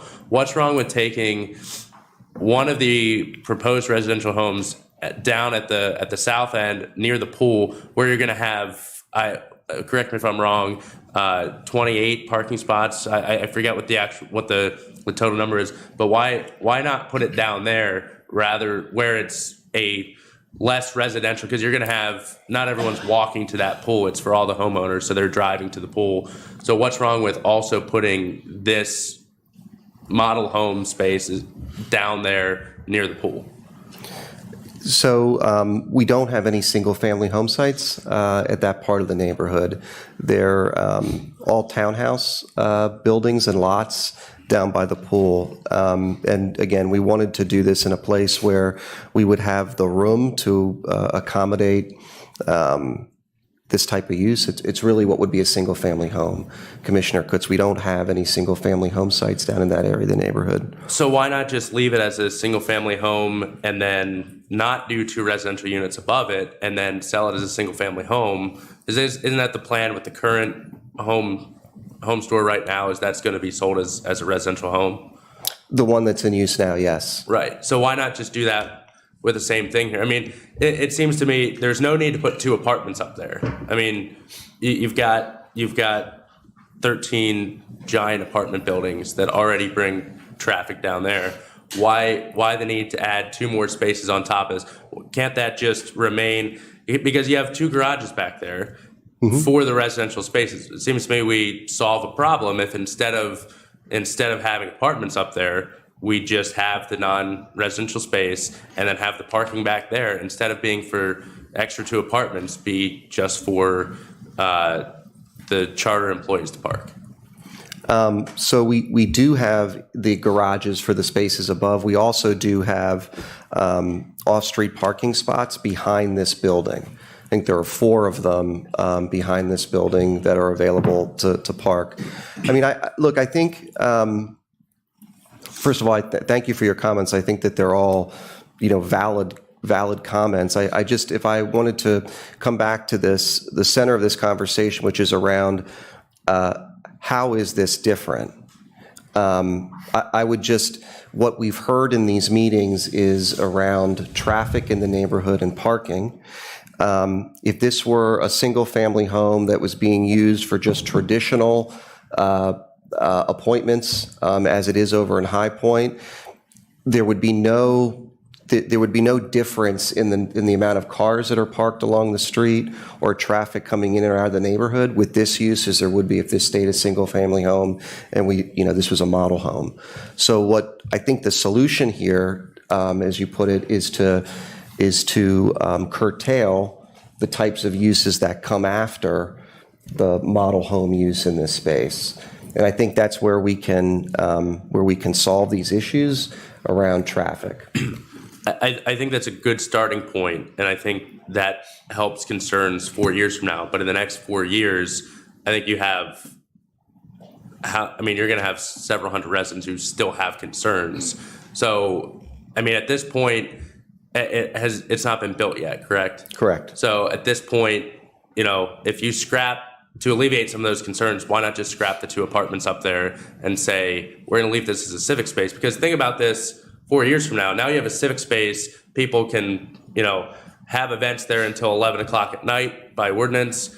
So now you're going to have 2 apartments, people living above a civic space, or you're going to have people who might have company over that are louder for a book club or something quieter down in that civic space. So what's the purpose for keeping the 2 residential units, and wouldn't scrapping those now kind of alleviate, so you acknowledge the concerns are legitimate, that what they're told versus what we're seeing now, what would be the harm in just scrapping those 2 residential spaces above the non-residential space now? I'm happy to go back and look at that. Okay. Commissioners, is that it for Anthony right now? Anthony, just stand by a second, Anthony. Have all of you people that indicated interest, have you spoken? I do just have a question. Will you come up to the podium, please? Yep. Thank you. And just state your name and your address. Thanks. Mara Fry, 3119 Wayland. Just a question. I don't know if Kelly or Anthony, whoever wants to answer it. So when we spoke on the phone, I just need clarification. Will the apartments that are proposed above this site, will they be occupied while you are still selling? No. Okay. So, is that going to change, or is that real? So then, because if you're going to have the garage space there with no one living above it, can Seth and Tom not park in the garages? Is that not an option? Because you're going to be taking, you said that there's designated spaces, and I think I even invited somebody over to say, come next time you're in the area, come show me, we can have some coffee or wine, show me where all of these cars will park.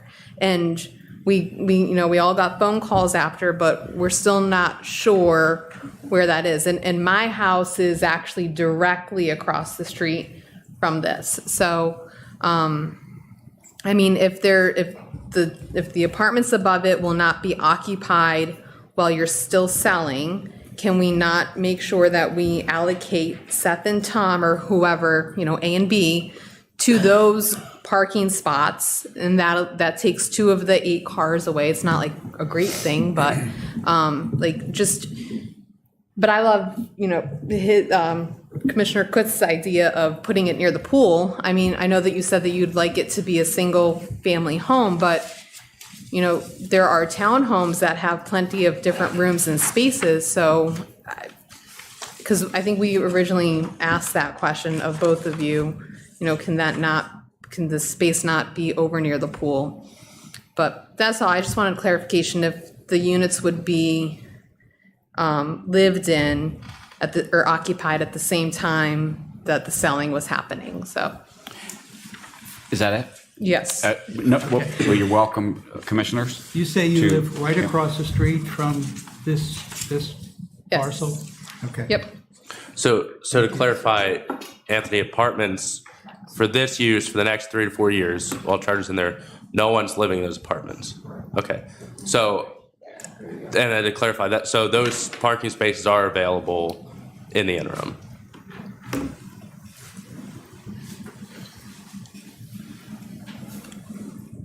Yes, and that's something, again, that we can look at here over the next couple of weeks in terms of maybe there's an opportunity to continue to address these concerns by requiring sales managers to park in those garage spaces. So all stuff that Kelly and I can think about and talk with Steve about and share at the next meeting as a potential solution. I think you have 3 tough points. Number one, you presented these people a neighborhood that was, when they bought, that was totally residential.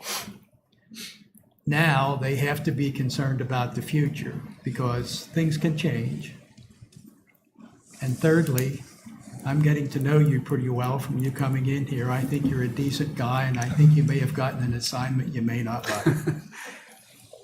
And Anthony, I mean, I even expressed it at the planning commission meeting. I echo much of that, what Vice President Black just said. And I believe you guys are building good homes there, and people do love the neighborhood.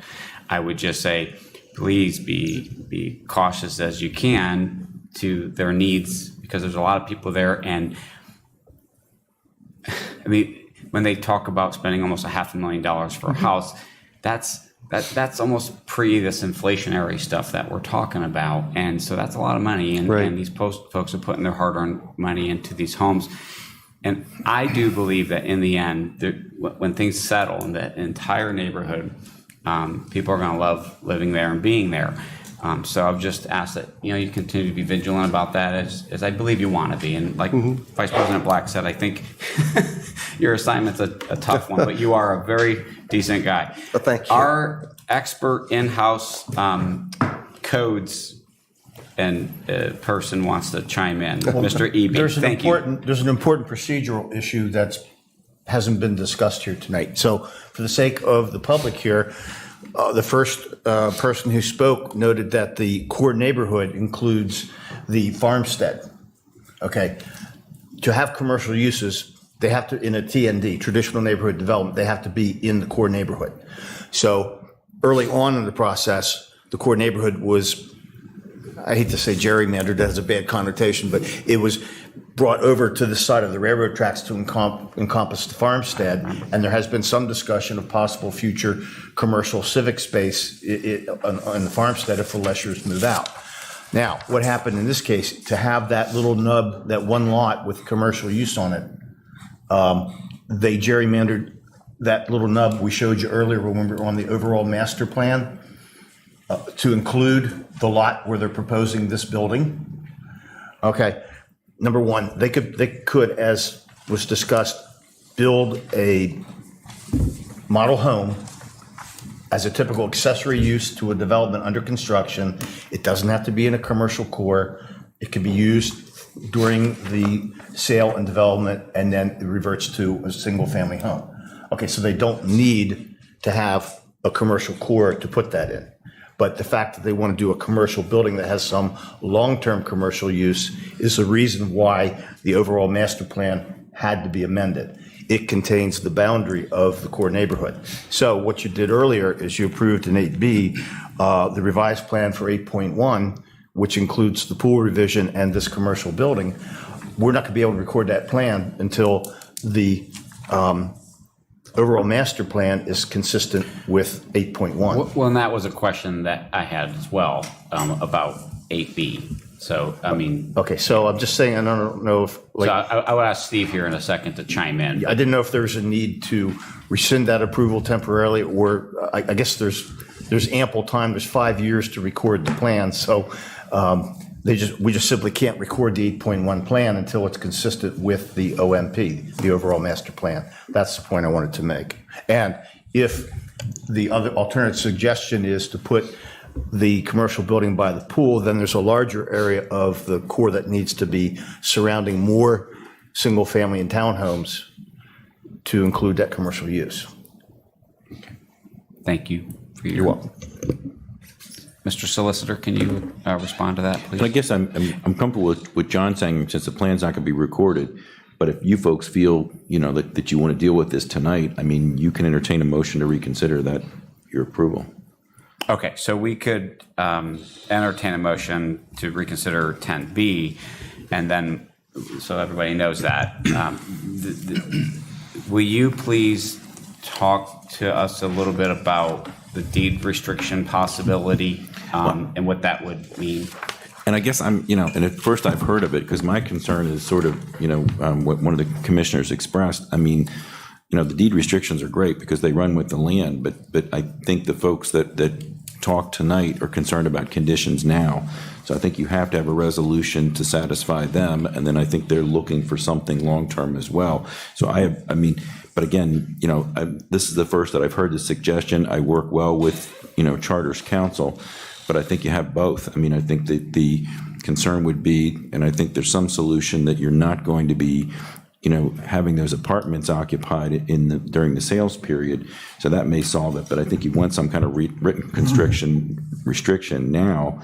And then, of course, you want to have a covenant in the deed so that you don't have, some sort of commercial use that these folks don't like.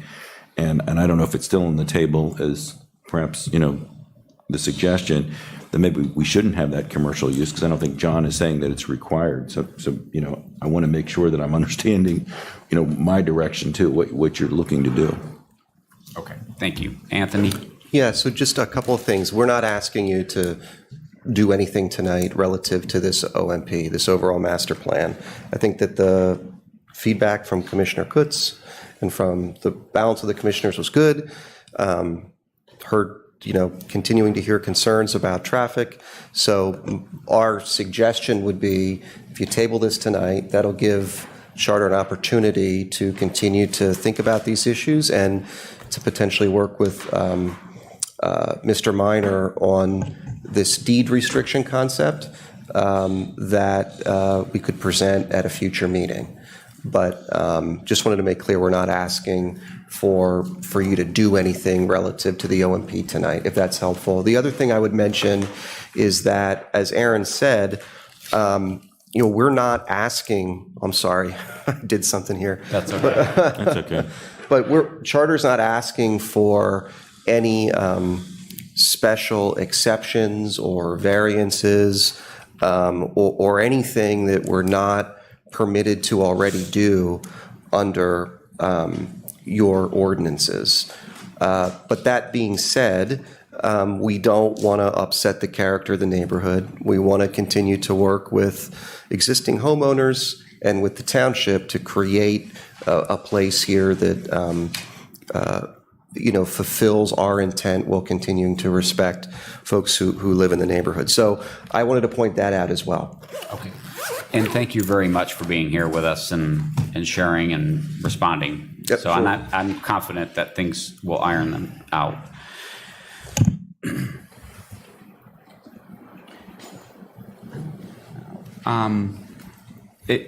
I'm hearing there's not a need to do anything to reconsider 10B because of the recording requirements. So if I'm incorrect in that assumption, I would probably say I'd probably entertain a motion at this point, with all due respect to the parties, that we would table the approval of C. But if you feel there's a requirement that we should take action on B, then we certainly can entertain a motion for that. And I guess I wanted to hear John's comment, because the recording is going to be sometime in the future, but if you're concerned housekeeping wise that we're going to have this in the minutes, I'd like, perhaps you do want to, and the other thing is you could always reconsider next meeting. If it's helpful on this issue, we'll commit publicly not to try to record the plan. And we won't let it. Yeah, Staff until won't do that. this issue on the OMP is resolved to your satisfaction. If that's acceptable with council, I would say fair enough. Thank you. Thank you. Okay. So, commissioners, I would entertain a motion this evening to table this issue, this approval of this overall master plan, 10C. So moved, if it's Mr. needed. President. Second. I have a motion from Vice President Black and a second from Commissioner Nagy. Is there any other discussion? All those in favor, please say aye. Aye. Aye. Any opposed? This motion carries 4-0. And I would like to comment, that took a long time to get through this, but this is how we should do things in local government. We're attentive, and thank you everybody for your participation in this and your cooperation. Moving on to public safety.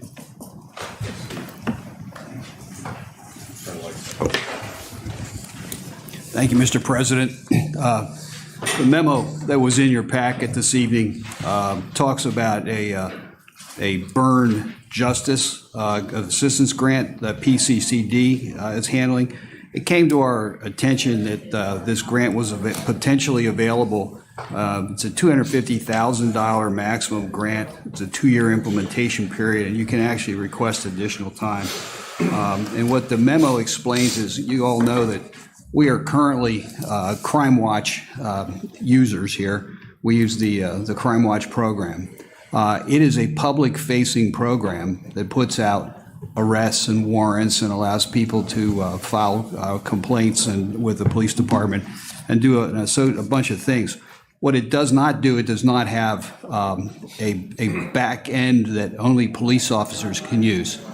And what I had approached Matt Bloom, who owns Crime Watch, about 5 years ago, and suggested to him that one of the needs that we have in law enforcement is an information exchange portal among police officers.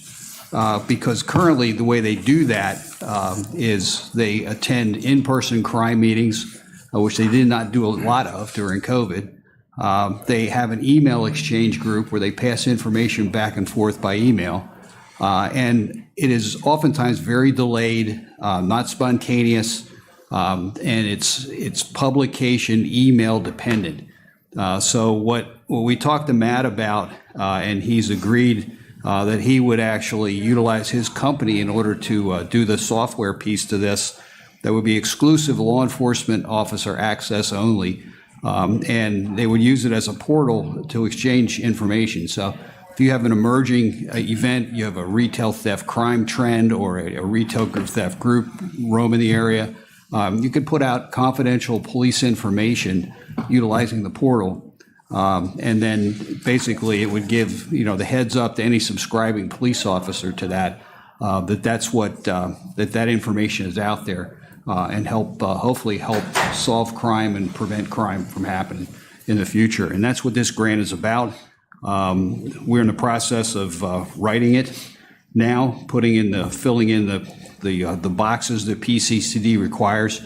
And what we are asking for is the board's permission to then file that, submit that grant to PCCD for consideration by the deadline, which I believe is March 30th.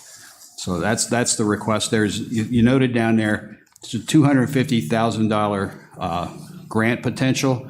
It's a pass-through. There is no money that comes out of the township's budget. There's no public money from the township that goes into this. And Matt has said that he will make this service available to existing Crime Watch clients as a part of their annual contract. So there'll be no additional fee associated with the annual contract either. So I think it's a win-win all around, and I think it fills a void that has existed for years and makes us, come into the digital age in terms of exchanging information through an existing system. So I would just make the request that the board give us permission to go that direction. Nice. I'll just say thank you for the very expansive narrative on it. Commissioners, I'll just open it up if you have any questions, but I think it's important at this point. I would entertain a motion to get this permission to apply for this grant moving. Given what Dave, you're asking for the full 250,000? There's no money. I'm asking for just permission to apply, and it's PCCD's decision whether or not they grant the 250 or they grant anything up to, including the 250, that would support the project. What minimum amount would you need to implement what you're talking about? We're asking for PCCD to grant the full 250. Okay. In fact, actually, it's going to be more than that to do the design, and Crime Watch is going to, out of their funds, actually do the match, make up any difference that would have to be made in order to build the product. There's a lot, apparently, software engineers are not cheap. So he has people that he has to employ essentially to write the code to do this, in his existing product. So there will be some money that will be coming out of, him as well. We're we are the vehicle to get PCCD's support for the project, which just won't serve us but it'll serve the exchange of information around us. And Crime Watch has over 4,000 police officers in Pennsylvania that are members of the Crime Watch group. So all of them eventually would be available to utilize this product as well. Are there any other Crime Watch agencies around us? There are quite a few, actually. West Shore Regional is one, Camp Hill is one, Carlisle is one. There's a lot of Cumberland County agencies and Dauphin County agencies as a part of the project. And I just sent, for letters of support to include in the grant, I just sent a notice out to Dauphin County as well. Chief Warner is going to approach the Dauphin County police departments to send letters of support. I reached out to Chief Junkin for the Cumberland County chiefs to do the same thing. So what we're hopeful is we get a bunch of chiefs who are Crime Watch users, whose departments use Crime Watch, that would basically give letters we can put in with a grant submission. Commissioners, thank you. Okay. So I would certainly entertain a motion this evening to move this along if there's no other questions or comments, and contrary to what we've heard. Well, it sounds like a no-brainer to me, so I would be very pleased to make the motion to authorize public safety to go ahead with this grant. Second. I have a motion from Vice President Black, a second from Commissioner Kutz. Is there any other questions or discussion directed at the director? Hearing none. All those in favor, please say aye. Aye. Aye. Any opposed? Motion carries 4-0. Thank you. Thank you. Next to our Township Manager. Thank you, Mr. President. Just a report tonight on the trap, neuter, and return program. The Township got involved with this back in 2016, and I did hand out a spreadsheet that we received from Nobody's Cats Foundation, which is the sponsor of our program. The way the program works is a feral cat colony is identified, and usually there's a caretaker or somebody who's feeding them, which is it's against our ordinance, but if they agree to enroll the colony in this program, they can continue to be a caretaker and feed the cats as long as they help trap them when they're taken by Nobody's Cats and they're neutered, ear-tipped, and returned to the location they were found. The idea is to have non-reproducing cats living out their natural lives. From the numbers that they've given us, it's working, although slowly. So we now have a number of, well, most of our colonies have not increased in size. Many of them, in fact, I give you some numbers there. Of the 22 colonies that we had registered in 2010, 10 had no change in population, 4 had an increase in population, and 8 had a decrease in population. There were 3 additional colonies identified. So the actual number of feral cats that are out there is really hard to determine, because I'm sure they're, right as of now, they're undiscovered colonies or undeclared colonies. But the ones that are involved in the program, I can tell you the program's working and the population's steadily declining. Occasionally you get new cats join. Nobody knows where they come from. Sometimes they migrate between colonies. I can tell you the caretakers notify the sponsor when kittens are born, and the kittens are taken, and most of them are rehomed. You know, they're put out, which they can be homed when they're kittens, but not when they're adults. Sometimes the kittens don't make it. Some of them, die of natural causes, but there are no unaltered kittens that in the colony, so they're all altered or rehomed. So it's put the information down there in the memo to you, and you have your spreadsheet I gave you. Sorry, the printing is so small. That's actually one spreadsheet that I cut into 2 pieces. They give us a lot of information. Thank you. Is that it this evening? That's it for my report on trap, neuter, return. Thank you. Could I please? Yes. While we're on the manager, all of us know that we have lost a fellow commissioner, Carolyn Holtzman, and it was her and her family's wishes that there be no services, no announcements, and so forth. However, because Carolyn did give time to this township, she was an EMS person, and following that, she was a commissioner and sat right here beside me.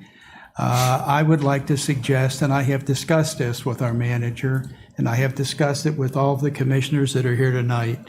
I would like to propose, I don't want to make this a motion, but I would like to propose that Tom develop some kind of a commemorative document that we present to her family with the service that she did and she provided for Lower Allen Township, and then we present it to them. And if anybody objects to that, I would be glad to listen to that. I would be in favor of doing that as the Vice President suggested. Tom, are you okay? Thomas, do you have I love additional work. No, we had discussed before, and everything is great. Well, Tom, I'd be glad to help, but you have the facts. I may be picking all your brains on what you would like to add to this document. That's fine. This commemorative document. That's good. I think she deserves it. Okay. think I don't that- disagree. I think you're right. I think it's a very kind gesture, and if you would do that for us, Sure. It seems like we're all on the same page. Thank you. Thank you, Ed. Now, moving on to commissioner reports this evening, we'll start over on this side of the dais with Rebecca Davis. Nothing tonight. Thank you. John Eby.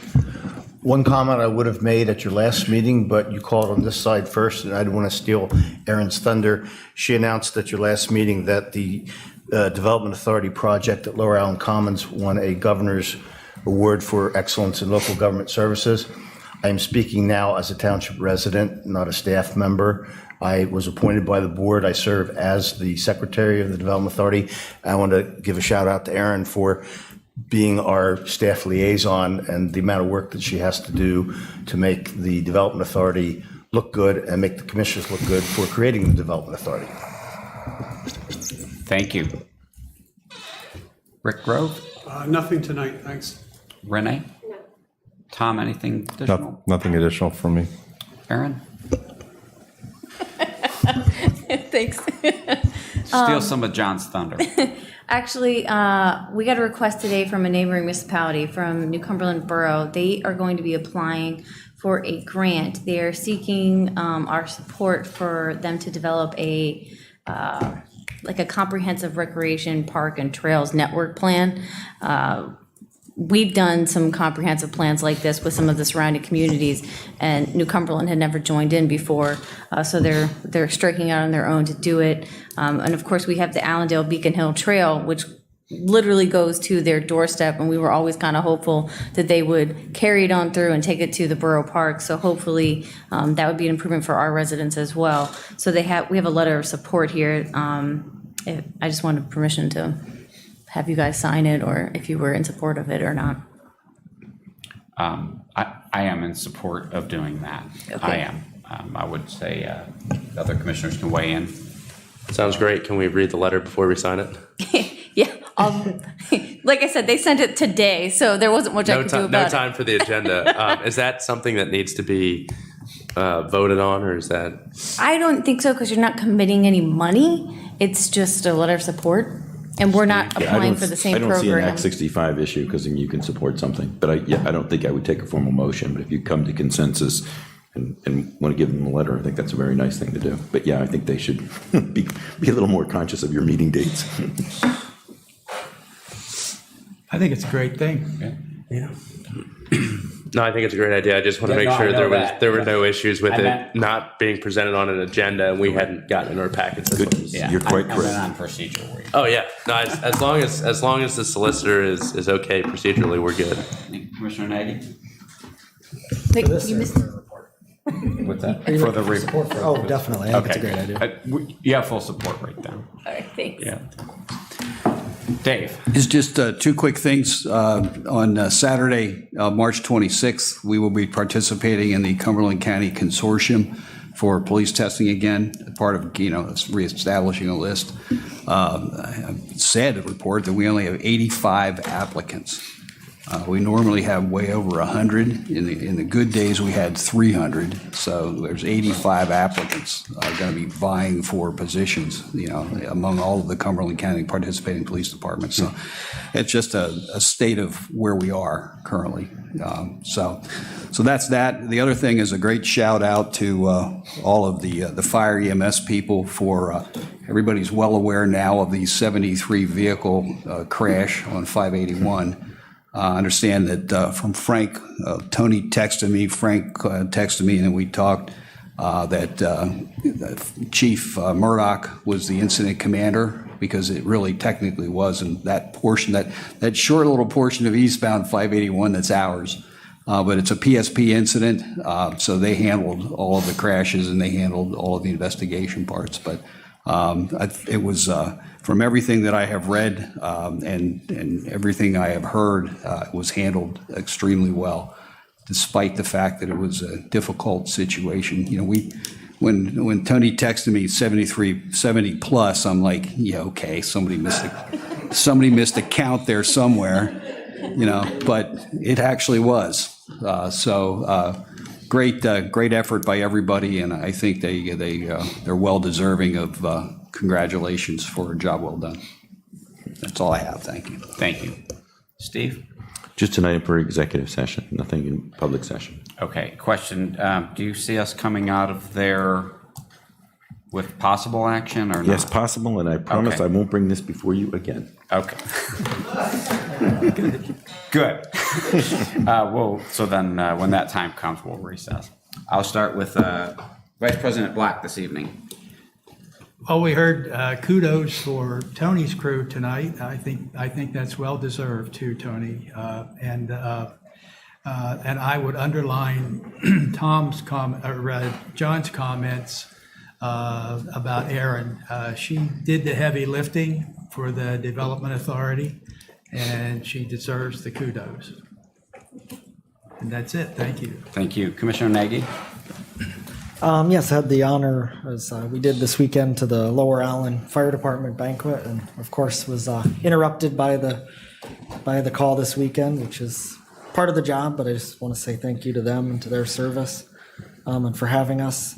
They're also starting a new social media campaign to actually work on getting new members. They've shown some examples at their monthly meetings, and it looks pretty intense and neat. You may see yard signs actually in the township popping up if you get questions. Going to meet with Chief Murdoch to get a little more info and kind of see how wide achieving this will be. It sounds like a pretty impressive program to be rolled out in phases. To Captain Devan, I wonder if you can make sure we get congratulations to those folks, if we can find out who they were. And yeah, they Mike Windsor and Scott McClintock with the crew.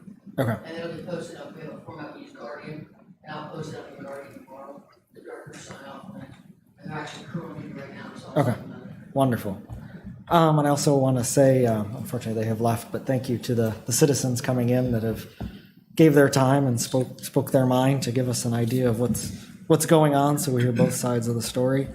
And to Ms. Davis, thank you to the Public Works crew for this weekend. They did a heck of a job. thank you. That's all, Mr. President. Thank you, Commissioner Kutz. Thank you, Mr. President. Briefly, I guess I'll also add congratulations. I was reading the news reports, seeing our folks out there, and thanks for being out there, keeping us safe in the snowy conditions. I will add, I got a couple comments this weekend. My fiance and I live in Arcona, right by the traffic circles. The roads were great. The wind was so bad that it kept pushing snow onto the road, so it was very tough. The traffic circles are very slippy. So from my house to my parents' house in Sheepford Crossing, not a whole lot of real estate to cover, but going through the traffic circle, the only place my car slips, applying the brakes, I slid almost fishtailed. So I don't know, just a problem spot to mention if there's extra attention for the traffic circles. It's just concerning.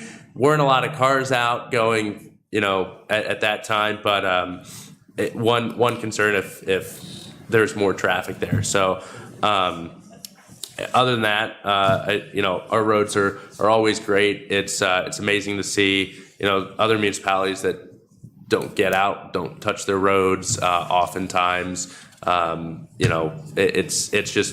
it's great to have our Public Works team. Excellent job. I think this weekend handling the weather. We're proud of our service levels. It's something we are sure to invest in with our public safety folks and our Public Works folks. So thank you. Jen, thanks for being here tonight. We're very excited to have you. Very excited when we sat down, was very impressed, and I'm glad the board's come to a consensus on that. So we'll look forward to having you up with us next meeting. And that's all. Thank you. Thank you, Commissioner. While it's fresh, the traffic circles. So I live down by that. I'm going through both of those often, and before the traffic circles, that was a tough area because of the wind blowing. Even before Arcona started building out, the wind blows across and it drifts really bad. I don't know what we can do, but I think it would be helpful to just, again, I don't know what we can do, but it seems like we need to just dump a lot of cinder or something we use in there if it's safe to do. Because even when we think it might not be bad or things have cleared, if it gets windy, it fills back up way after things have melted and all of that. And that area has always been problematic. Now with the traffic circles, what's essentially happening is that they're filling up with snow after the fact. And I'm not so sure that the tires are melting like they do on the roads naturally, and we didn't have a pre-treat, I don't believe, for this event. So that, I know that probably helps. No, but we didn't pre-treat. But still, even with the pre-treat, I've noticed enormous amounts of extra slush in the traffic circles, even if we pre-treat. So it's melting, but there's still a lot more slush. So I'm not so sure what Public Works does in traffic circles, if we have a thing for that, but it would be helpful if we can address it somehow. And if not, I think we have to find a solution, but something. We can't ask Mother Nature to stop. Yeah, we have dumping 3 bad areas weather. in the township where we have drifting. That's one of them. Yeah. And then we have Shetter and spots on Lisburn by the prison. So Yeah. we constantly get calls from PD, which is helpful. And then County Dispatch actually called this weekend. Yeah. To let us know. So we came right back out and salted. So they were diligent about it. But sometimes, by the time you get the call and come back out. Having said that, I want to be crystal clear. Our folks do an amazing job clearing our roads, pre-treating way in advance. The pre-treats work. And we often, because we're on the corner, we often hear our folks out there all hours of the night and as respectful as they can with their trucks all the time. So tell them thank you in advance for maybe having to add some additional time in, but thank you. Thank you. They did a wonderful job, and Yeah. we're lucky to have them. Thank you, Commissioner. So I also attended the Lower Allen Fire Company banquet this past weekend, and I had a chance there to thank everybody there for their service, and there's some representation from some mutual aid folks and that. But thank you, Captain Deven and Captain Worth. Please pass on to both your folks in the disciplines, how grateful we all are. As you know, the event that happened Saturday was it's just so terrible to start seeing that, and then you worry, what's happening. But I'm real confident that when our folks are involved, they're mitigating as much as they can and making the circumstances as least dangerous as possible. And I'm just grateful, it wasn't, it probably could have been maybe a lot worse than it was, even though it was terrible. So thanks everybody for all of that. And talking about Chief Murdoch, and he's not here tonight, obviously, he showed up to that dinner, I thought pretty quick, considering Vicki and I were monitoring whether or not we would go late, if we'd go early, and it would be delayed. And here Chief Murdoch shows up in a suit and tie, because he was kind of the master of ceremonies, and he did a great job. I'm just so grateful for all the public safety folks in the township. Thank you for everything you guys all do, and women, so that we can be safe here in the township. Thanks. The Planning Commission meeting will be coming up, and I'll be attending that. I'm not sure if Vice President Black will be there this week with me, but the two of us agreed to kind of tag team it. I kind of like it, and thank you again for the updates that we're getting. I do plan on attending the ceremony for the governor's award, and then of course I haven't submitted anything yet, but I plan on attending the construction walkthrough. Yeah, so thank you. And then one final thought before we go into executive session. Congratulations, Jennifer. I'm sure we'll all get to know you better. I knew back in the fall when we were looking at the other appointments. I know you were really well qualified for that role on the zoning hearing board, even though it's just the alternate role. And you haven't actually had to engage yet, I don't think, other than just being at the meetings, right? You were at one meeting, but you hadn't had to be activated in your role yet. So this is probably a jump. And I want to especially thank Joe Schwartz for also coming forward. The whole thing's really difficult, but I think that I just love public engagement, and I love when people engage, and what you can add to the township is going to be great, for us moving forward. So thank you for continuing to stick it out here and come along and be with us and add your input for things. And, we'll just look forward to working together and, as much as we can. Having said all of that, I am going to recess us to executive session to discuss the South Bridge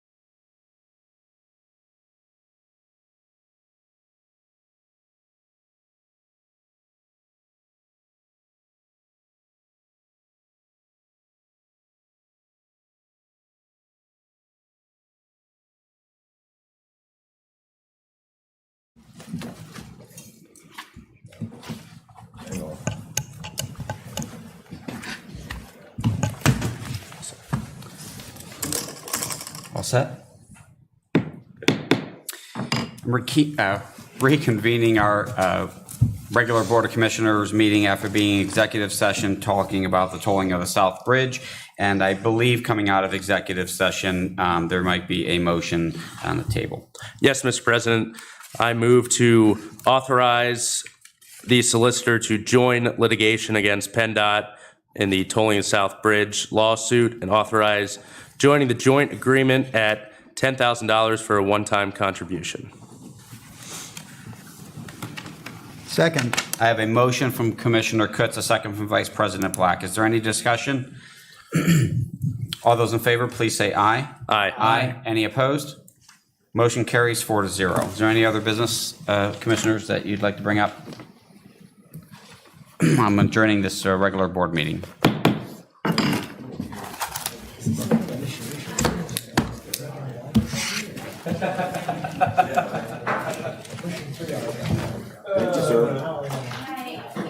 Thanks, Jen. We'll see you. Bye, Jen. See you.